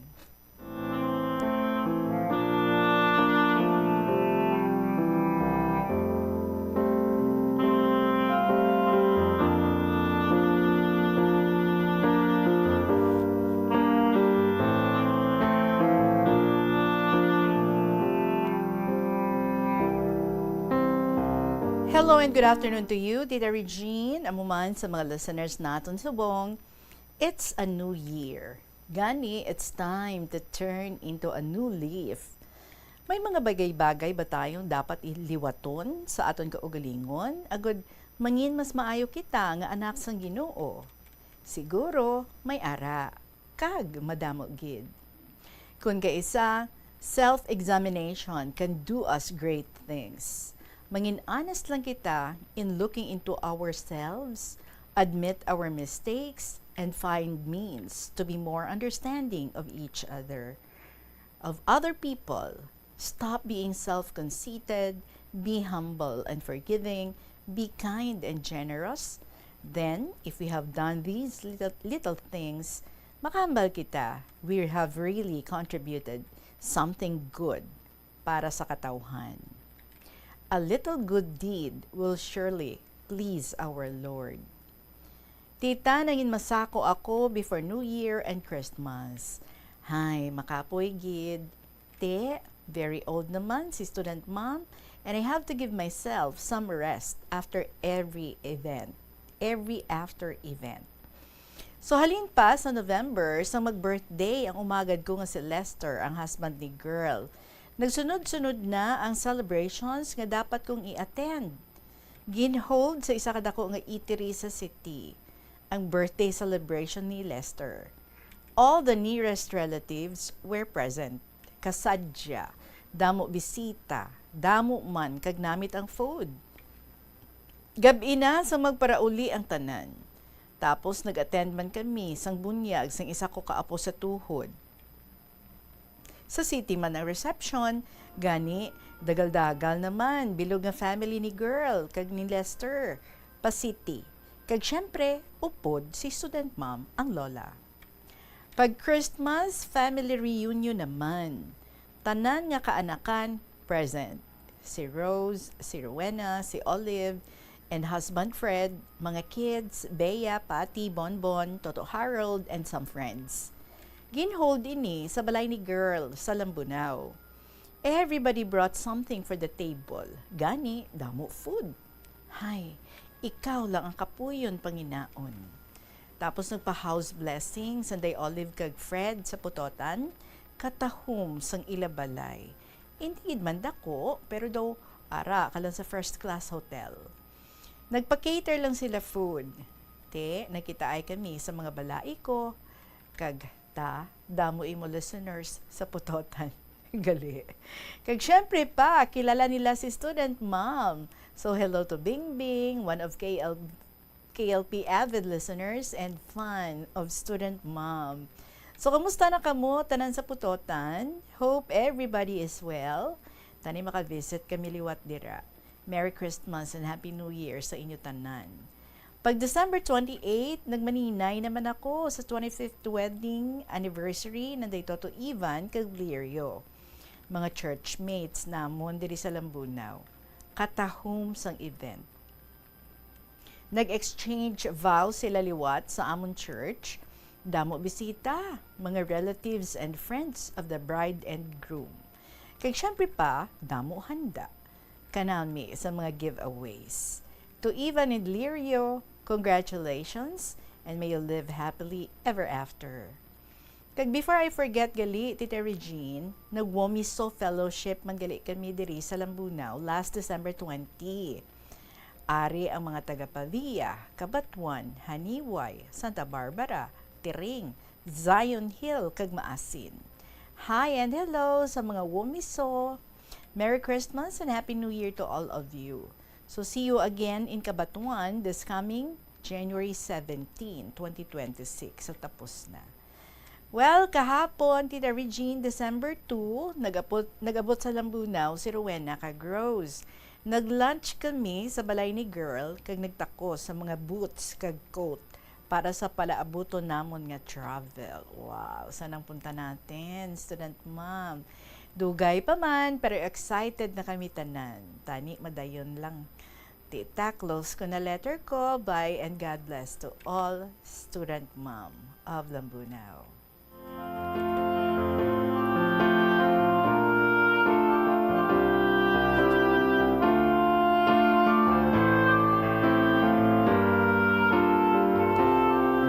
We're very happy para sa imo student mom. You're living your dreams. May nabatian ako naghambal. Sana all. Sana all. Amo na no. As in, ginalagaw-lagaw sa mga kabataan. Gina-take care. Ginapalangga. And every event. Gid.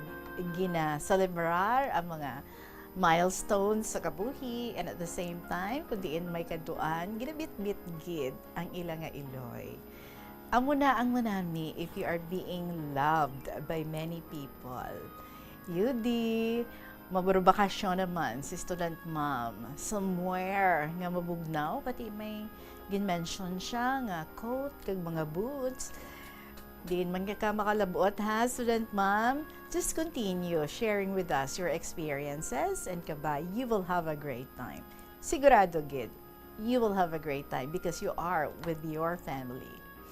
Alas 2:28 ang aton nga oras sa aton pagpanambalik. Sulat naman is senior citizen of 3rd District ang aton nga i-share para sa inyo. Magabalik kita pagkatapos ng pila ka maimportante nga mga pahibalo. Tanan kita mayara sa Bulig agud pakibatuan ang climate change. Magamit sang bag nga pwede magamit sang liwat-liwat agud mabuhinan ang plastic bag nga ginahaboy. Bangod ini nagatugas ang greenhouse gases. Ikaduha, hindi masumi magamit sang computer. Kung 4 ka oras lamang sa isa ka adlaw ang imo nga paggamit sang computer, makabuhing ka na sang carbon dioxide emission nga 83%. Ikatatlo, kung malapit man lang imo nga kaladuan, mas maayo nga maglakat o kung magsakay na lang sa bike. Magluwas sa makakinot ka na, mabuhinan pang polusyon nga nagatugas ang climate change. May kilala ka bala nga mga bata nga mahilig sa video games? Nagausik bala ini sang inoras sa paghampang sang iya ginakaadikan nga games? Isa ka pagtuon sang American Academy of Pediatrics ang nagapahayag ngang sobra-sobra o kun inoras nga pagtiner sa paghampang sang video games ang makadulot sang depresyon, anxiety kag manubo nga grade sa eskwelahan. The Farmer's Bazaar, your traditional public market with the touch of Plazuela Dos, ang isa ka lugar nga gintukod sa tion kag sa kasagsagan sang COVID-19 pandemic nga may tinutuyo nga maghatag sa imo sang safe marketing experience. Subong nga ang COVID-19 hindi na gid man dako nga pamahog kag nagapakadto na kita sa next normal. Rest assured nga ang Farmer's Bazaar will further evolve agud nga magpadayon sa paghatag sa inyo sing satisfying marketing experience. The Farmer's Bazaar. Sa lower level, tara na pahamtang ang fish, poultry, kag meat section. Para naman sa inyo mga kinahanglanon nga prutas, utang kag iban pa, magbisita sa upper level, pinaagi sa paggamit sa hagdanan o kon sa pagkadto direkta sa parking lot. The Farmer's Bazaar, your traditional public market with the touch of Plazuela Dos. Practice ang good manners and right conduct ang makabulig sa paghimo sang positive, respectful environment para sa pagtuon. Nagapakita ini sang pagtahod hindi lang sa mga manunudlo kundi mangin sa imo mga classmate kag sa school. Pinansalat ni Senior Citizen of 3rd District, mahal kong Tita Regine.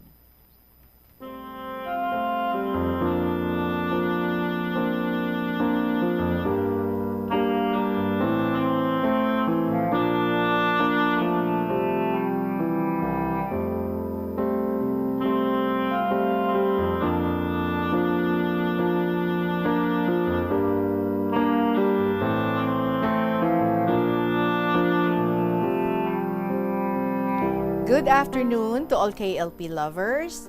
It's 9 o'clock in the evening while writing this story.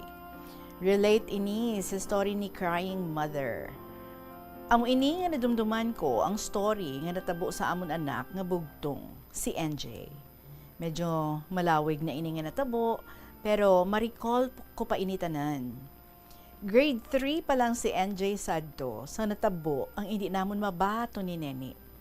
Nasakitan gid kami sang pangyayari nga ang bugtong namon nga bata gintok apan sa tangkugo sang hambog nga tawo. Seafarer siya kag wala kaluoy sa bata. Tama kasakit para sa amon ang ginhimo niya sa isa ka 8 years old nga bata. Para maintindihan sa mga listeners, isaysay ko kung anong natabo. Pamati ka mo mga suki sang KLP. It was the month of December in 2014. Dugay na gid man gali nga natabo. At 11:30 in the morning, si Naj or si NJ, after his class, may dala siya bato, stone, gamay lang, pero round ang shape. Ginahampangan niya, ginpulot kuno sa dalan kay dalhon niya sa amon balay. Halin sa takas, gintungtong niya ang bato sa higad sang karsada, kay maihi siya. Halin sa karsada, ang amon balay dulhugon. Kagantes ka makaabot sa amon balay, maagyan mo pa ang balay sang neighbor namon, nga si Mr. M. Ang bato, samtang nagaihi si NJ, nasalapay sang tiil niya, kag nagligid pa idalom. Tapos, nagbunggo sa dako nga bato, sa ingod sang gate ni Mr. M. Pagbunggo sa dako nga bato, nagumpok pagid sa gate ni Mr. M. Kag si Mr. M, ara gid sa iya tricycle, nagapangkat sang iya nga kuko. Nag-isip siya nga ginaboy ni NJ ang ila balay. Nagwa siya dayon sa ila gate, kag pagkakita ni NJ, nagdalagan siya pabalik sa takas. Hinadlukan gid siya kuno kay Mr. M. Kagin pamangkot niya dalalagas kay NJ. Pag-abot niya kuno sa bata, dayon niya tukapan sang kamot niya ang lubot or liog ni NJ. Kundi nagibi ang bata, puwerte kuno kasakit. Nagalagpak kuno hambal sang timbang sang pakaisa ni Nene. Nagapanghalay siya sang iyang linabhan. Tapos nakita man sang tupad balay nga college student, si Chen Chen, pag-took up niya sa bata. Pero pag-abot ni NJ, why siya kuno maghibi, kinahadlok siya akiga ni Tita Mer, utod ni Nene. Pag-abot ni Nene halin sa duty, ginsugiran dayon sang timbang sang iya pakaisa. Naging sakit ni Mr. M si NJ. Nagibi si NJ or nagibi si Nene sa kaluoy. Dayon niya diretso sa barangay Kagawad, tupad balay, kay hindi niya mabaton nga ginpatupan sang kamot si NJ. Ginadvise ang Kagawad nga maghimo sang incident report kag i-forward sa barangay captain namon. Kundi ginambalan ako ni Nene, himuan ko letter kag hatag sa kapitan. Gin-schedule na kami hearing sa barangay hall on December 12, 2014, 8 o'clock in the morning. So, Ari, here's what transpired. Punong barangay. Nagapasalamat yun ako sa inyo nga pag-abot sa gintak ng adlaw para pamatian ang inyo bahin. Sa nahanungod sa kaso nga dya, si NJ ang biktima, nagaedad 8 katuig. NJ. Halin ako sa eskwelahan, kay ginhampangan ko ang bato. Ginbutang ko ang bato sa dalom, kay mangihi ako. Pay, nagdiretso ang bato sa balay ni Mr. M. Amo to, naglagpok ang gate na. Tapos pagsaka ko halin sa balay, nagwata na. Gintawag na ako nga nagadalagan, nagbalik ako.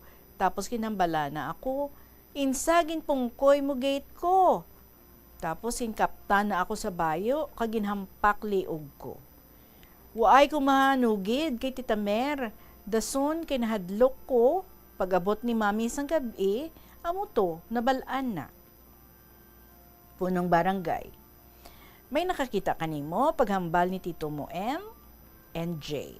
Oo, si Tita Chen Chen. Punong barangay. Mas mayad kung gindara nyo ang witness. May ginabatsyag ka sa liog mo o kung may agi? NJ, why man? Punong barangay, maghatag ligwa para pamatian ang respondent. Tingala ako, Tita Reg, kung nga nakapreparar sang sulat si Mr. M para sa hearing namon. Gali, ginpabasa man sa iya ang ginhimo ko nga letter. Amuni ang iya sabat. The incident happened last December 1, 2014, 11:30 a.m. I'm sitting in the tricycle sa may passenger seat, nagapangutod ako kakukuko. Then I heard somebody throwing a stone at my rooftop. Kung ginbutang na to ang bato, nagligid lang to, waay nagtupa sa may atop. What if naigo ang mata ko, kag nabulag ako? Lain ang hunis ang lagpok sa atop, kag lagpok sa gate. Kasano to, paglagpok ang gate namon, ginguan ko, kag lantawon, may 3 ka bata kami nakita, nagadalagan. Natabuan lang nga that time, siya ang nakita ko nga bata, paglagpok ang amon rooftop, nagadalagan tana pasaka. He ran fast near at the B residence plants. So nagsaka ako, kag sang waay don tana ti panaguan, nagibi tana, kaginambalan ko. Nakita ko ikaw nga nagaboy sa garahe namon. Tapos, may tuyo ta na magdalagan. So, amo to, ginkaptan ko ang kwelyo, kabayo na. Way takon, maghampak ka na. Bantayan nyo ang inyo bata. Way tana te respeto. Way tana kaso ang gate, ugaling basi bala, maigo man kami. Nene, bali ang wife ko. Why ikaw ti right para padapatan mong amon bata? Kung ginabuyan mo ti malain nga tinagadan, why tamon tilabot? Kay why kami nagapangapin. Ginpatawag mo daad ako. Mr. M. Bantayan ninyo inyo bata, way tana respeto, way tana kaso ang gate, ugaling bala, basi maigo man kami. Si punong barangay. Ang mahimo kang barangay, amicable settlement lang. Areglo lang kaninyo. Kung hindi ka mo mag-areglohanay, pasaka ta sa babaw titulad ka dya, sa pagtanaw ko, way man matami ang bata. Kaghambalan ko man si Mr. M, never magtandog kang bata nga iban, kay tama ka hangged ang sarabton mo, especially sa DSWD kung ang bata ang padapatan mo. Nene, way matami, pero mag-agi sa balay ni Mr. M na nerbiyos, nagadalagan. Punong barangay. Bilang amay kang barangay, hindi ko gusto nagairinaway akong pumuluyo. Ang mahambal ko sa bata, kang paglagpok ang bato sa gate, nagdalagan ti mo dayon. Kung waay ka ti sala, hindi ka malagyo. Ang masuggest ko tulad kaninyo, ipa-x-ray ang bata o kung ano nga test dyan nga makapamatuod sa natabo kay pabaydan ta kay Mr. M. Nene, okay. Pay as of now, gina-request namon nga i-hold lang anay ang kaso nga dya. Punong barangay. Hold o kung ongoing ang dya nga kaso, 15 days lang ang mataon namon. After 15 days, mas-schedule kami liwat para sa ikaduhang nga hearing. Madamo id nga salamat. After sang hearing, nagpamunisipyo si Nene para magpa-blotter. Ginpaapas kami didto ka interviewon si NJ sang pulis. Lady Police ang nag-investigate. Ginpamangkot na ako kung diin ako nag-work, hambal ko sa amuni Ti, sila niya may brother, ako da, amuni family name niya. Ay kumpari ko na siya, maninoy ako sang eldest niya bata. What a small world, kid. Ma'am, hambal ko sa iya. Para hapos, hindi na lang pagpamangkota si NJ. Ari na lang ang ginhimo kong incident report. Kundi tapos dayon, Tita Reg. December 23, 2014, ginpatawag naman kami para sa hearing sa Barangay Hall. Wala man sa mahimo sa Mr. M, kay hambal sang kapitan, pag hindi masettle ang kaso, hindi siya makabalik sakay. Kung hindi isang kapitan mapirmahan ang clearance. Muna ang hambal sang kapitan sa amo ni Nene. Bata nga hindi ka isrot patulan niya, sang ano gidabi ang isip ka bata nga walo ka tuig. Ti amo to i-respond sa ginhimo. Pasalamat lang siya nga ang naengkwentro niya mabuot nga family. Kag nagkakahadlok sa Diyos kag wala gabuting. Maayo gid ang mahal nga Diyos, Tita Reg. Kay pagbalik namon, nagpangayo man pasensya sa amon nga tatlo. Ginhambala niya si Naz or NJ nga kung mag-agi ka gani sa balay, hindi ka magpakulba, hindi ka magdalagan, kag hindi ka magkahadlok sa akon. Let the truth prevail, gid, Tita Regine. Ang pagpakumbaba, tama ka importante. May mirito ka pa sa langit. Hindi man happy ang kabuhi mo kung may ginatago ka nga binutig. Ang Diyos makahibalugid, magpanghikot, kag maglutaw ang kamatuuran. Sa subong, okay na kami, kay kabuot man sina sang asawa niya. Kag ang eldest niya nga bata, nagamit man kami sa university. Dawala lang sa natabo para sa akon, forget the past. Kaya hindi na ato mabalik. Do what is good and avoid evil lang kita, Tita Regine. Itugyan talang sa Ginoo ang tanan. Nakagraduate naman ang bata niya, kagamo man si Naz. Manug-apprentice na sa barko si Naz. Kung ano na lang ang pagbuot ni Lord. Kay kung kami lang ni Nene, hindi kami sugot sang kurso ng marine engineering. Kay malayo sa amo ng bata. Pero amo na iya gusto, wala kami mahimo. Let him go, gid. Though medyo malawig na ini, Tita Reg, wala ko na matapos sulat kagabi, kay tutuyo na gid. Gintapos ko na subong para fresh ang mind after praying the rosary. So kabay may learnings man kita nga napulot sa story ni NJ. Hindi gid magpadapat sang kamot sa mga bata or magpanakit. Ang golden rule aton himuon. Ang bata ginapalangga naton nga mga parents, hindi sakiton lang sang iban nga tawo. Pakumbaba lang kita kung pwede pa lang para wala sang trouble nga matabo. Salamat kay Tita Regine for reading my long story. Kabay mapatian ko ini sa oras nga basahon mo na. More power to this wonderful program ang KLP. Damo ang mabuligan sini. May mga lessons kita nga ma-learn. Pwede man kung ma-inspire kita, magbag-o ang aton kabuhi. Paagi sa mga ginashare diri, damo gid kita mapulot nga kaayuhan. Ang mga failures sa kabuhi naton, kag kung makabakiti kita sang stories ng iban, naga-strong pagid kita to face the realities in our lives. This is Senior Citizen of 3rd District. Mabuhay ang KLP.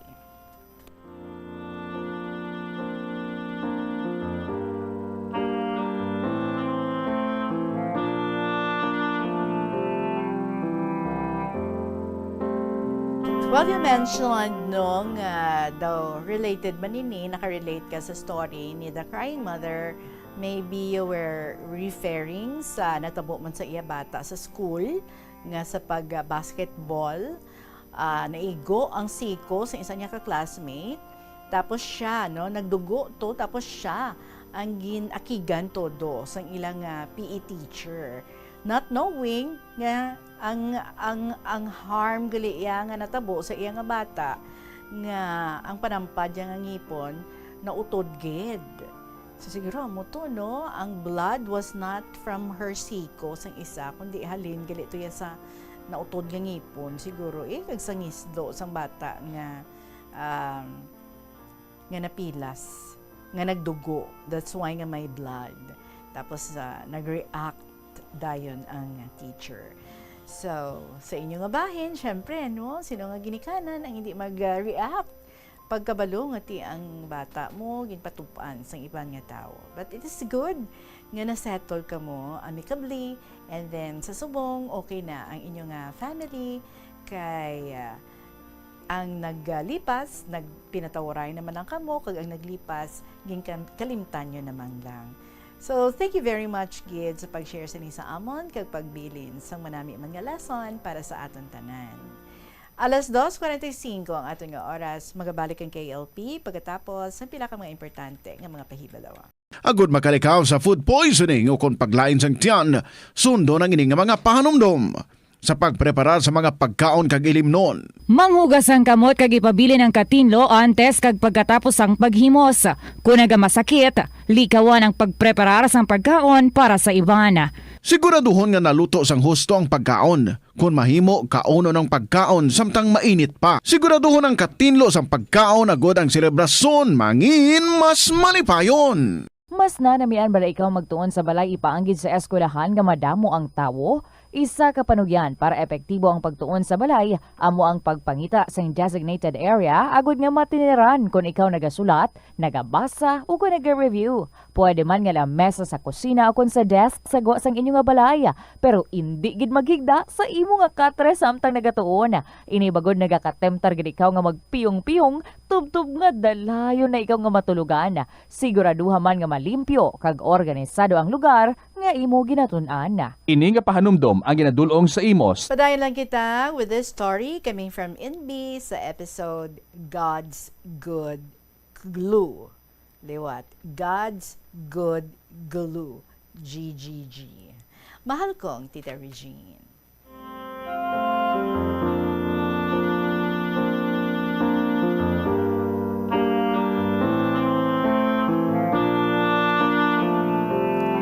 Hello everyone. Do you also wonder how God created the world and all living things, both animals and plants? Masinadyaon gid nga hapon kaninyo dyan tanan, makatapos ang Bomboradyo Philippines, sa imo Tita Regine, mga lovers, kag active letter senders, kag mga added listeners ng KLP. Sa liwat, maayong hapon gid. I really wonder, no, how God created this beautiful, wonderful world for us to live and enjoy. Una, ko pagsakay sa airplane, nagpangamuyo gid ako that the Lord will protect me to reach my destination safely. Though my feeling of excitement was mixed, my negative thought, akong ginlingaw si ego. As I sat behind the window pane, I looked down to see how artistic our Creator, who uniquely arranged the mountain ranges full of seed-bearing plants and fruit-bearing trees along the riverside. Na-attract gid ako sa mga purple waves of the vast ocean. Kung sa diin ang mga barko, wow, swims. They swim like ducks, crossing the water and meeting other ships at a distance. My eyes wandered from the mountain ranges to the seas, then to the sky, where the well-shaped clouds in different forms excite me.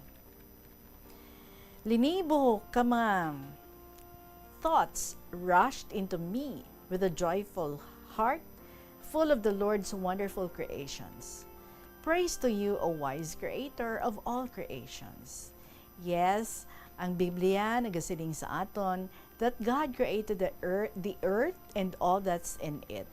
The vegetation on the land from Genesis 1 verse 12, the creatures of the sea and even winged birds, the creatures that move along the ground and mankind in his own image. Genesis 2 verses 1 to 7. Ang Ginoo nagporma sang tawo from the dust of the ground and breathed into his nostrils the breath of life, and man became a living being. He formed humanity from clay into a living soul. His spiritual being with the capacity to serve in fellowship with the Lord. From thence, humankind discovers and is able to identify a special attribute of a plant or animal. We're simply following in God's creative footsteps, having our eyes open to the way He designed them. Ang aton mahal nga Diyos, malipayon gid sa pagtugas ang kalibutan para sa aton tanan nga mga tawo. Kag naghambal, let us make man in our image, after our own likeness. Let him have dominion over the fish of the sea, the birds of the air, and the creatures that walk on the ground. In Genesis, natun-an naton that God created the entire universe and formed the earth as a place for humans to dwell. Hindi lang gin-fashion niya ang kabukiran, ang mountain peaks, and lush plains. He also created the Garden of Eden, a beautiful place for providing food, shelter, and beauty for its inhabitants, from Genesis 2 verses 8 to 9. Kagintugan niya ang lalaki kag babae. Kinbendisyonan kag naghambal, be fertile and multiply, fill the earth and subdue it. You are the people of God. He loved you and chose you for His own. So then, you must clothe yourself with compassion, kindness, humility, gentleness, and patience. Be tolerant with one another and forgive one another whenever any of you have a complaint against someone else. Sa Colossians 3 verses 12 to 17, of all visible creatures, only man is able to know and love his Creator. He is the only creature on earth that God has willed for His own sake, and He alone is called to share by knowledge and love in God's own life. Ginatagan kita sang aton makagagawom sang lawas kag kalag, kaalam kag kahilwayan. With our soul, we can reach our highest perfection to enjoy eternal life with God. With our intellect, we can share in the creative power of God in transforming and perfecting the world that is entrusted to us. Ginatagan man niya kita sang gift of conscience para mapili naton ang matarong kag maayo from what is bad and wrong. Aton ginahuna-huna kag ginapalangga ang Ginoo, expecting us to remain true in our dignity as the image of God. We have the obligation to form a righteous conscience and follow it. Kinahanglan naton nga mangin reflective to be able to discern what is truly good.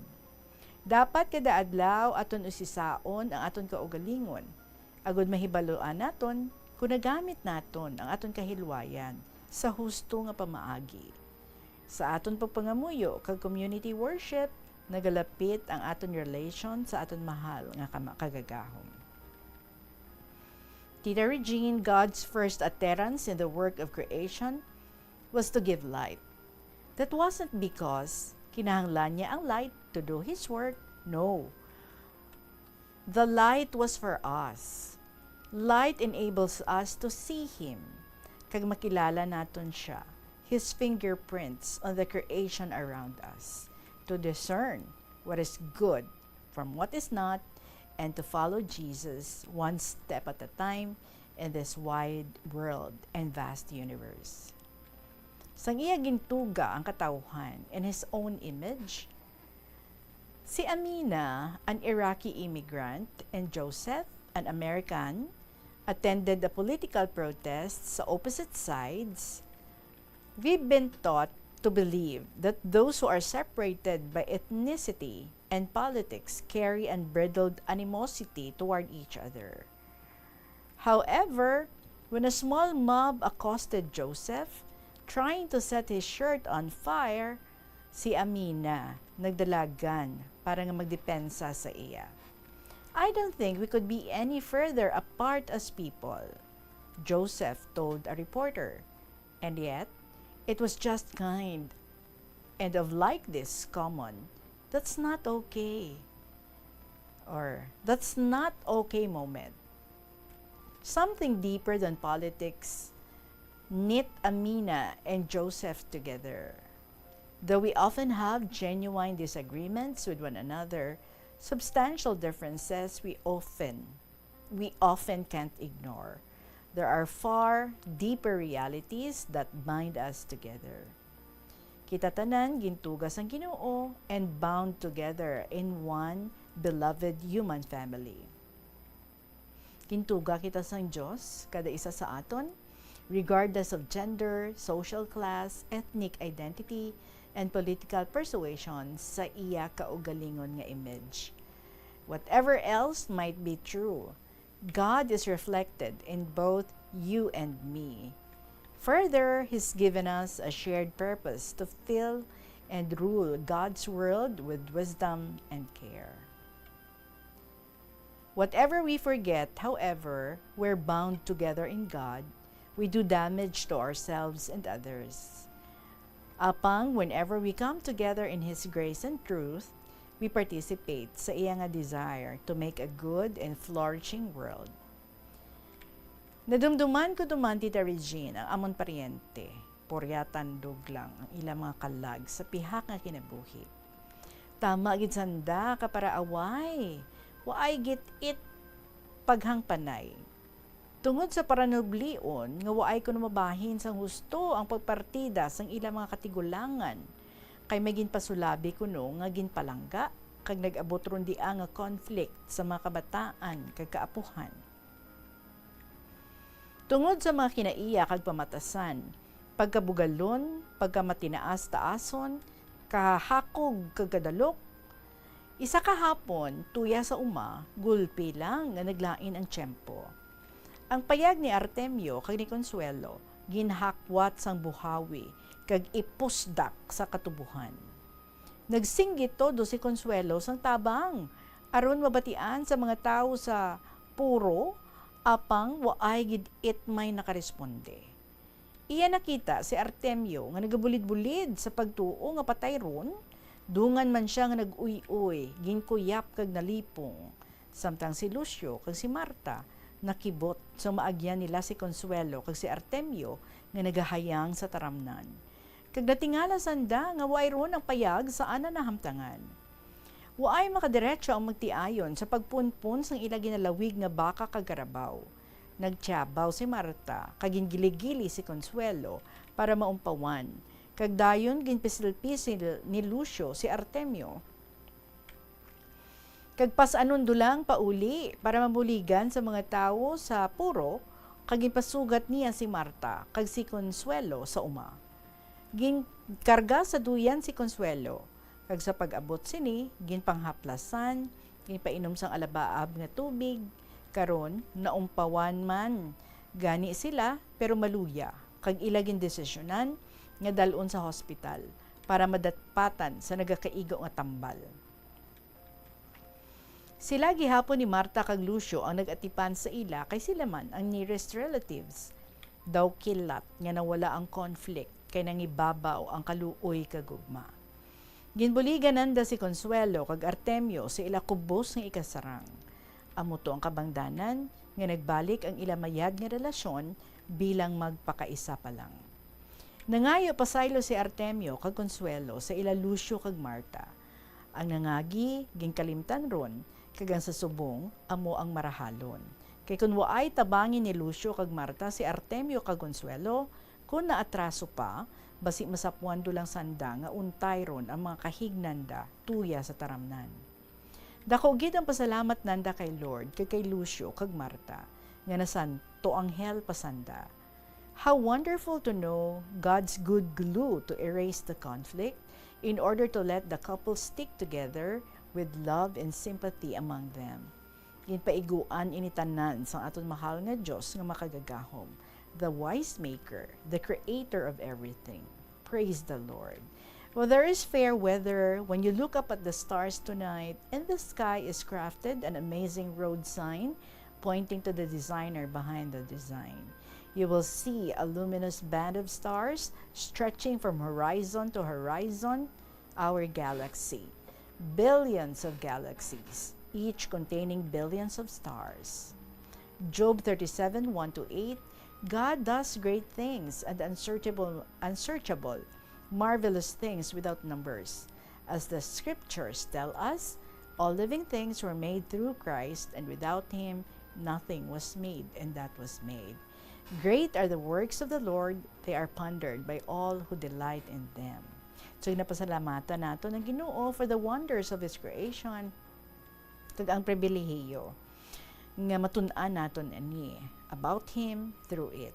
At the end of each day, in the creation account, God surveyed the fruit of His work and described it as good. As we learn and discover more about God's creation, may we too recognize His magnificent work, care for it well, and proclaim how very good it is. So paano mo nakita ang God's handiwork in the creation around you? Paano ikaw makaresponde and praise to Him? God of all creations, we praise you of all the gifts you have given us. Our Creator God, thank you for the unique and perfect way you created the world and all that's in it. Your works are wondrous. Tita Regine, tama ija kalawig nga istorya kung aton isa-isahon. Well, until here na lang anay, let's inhale and pause for a while. Salamat sa pagbasa, mabuhay kita tanan sa KLP. May God's wonderful creations, coupled by His unfathomable love, shared to all of us, will reign in us, in you, and your family forever. Lovingly yours, in B, sa Iloilo Province.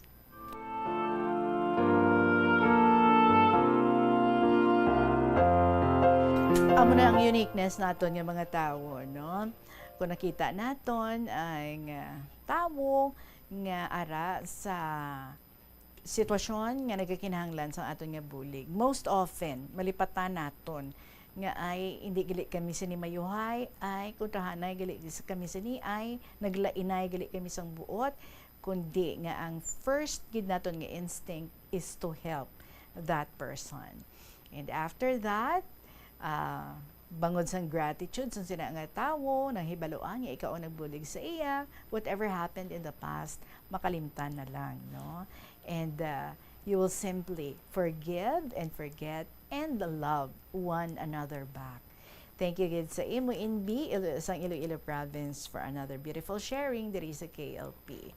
Love stories nyo ang gusto kong mabutian mga kabombo. So, pungkuin na, amat-amata na, anong natabo sa imong kasaysayan sa pagigugma. Pwede ma-share sa Love Month nga ini, paki-email sa bombo_Iloilo@bomboradio.info. Pwede man sulaton and then ipadala.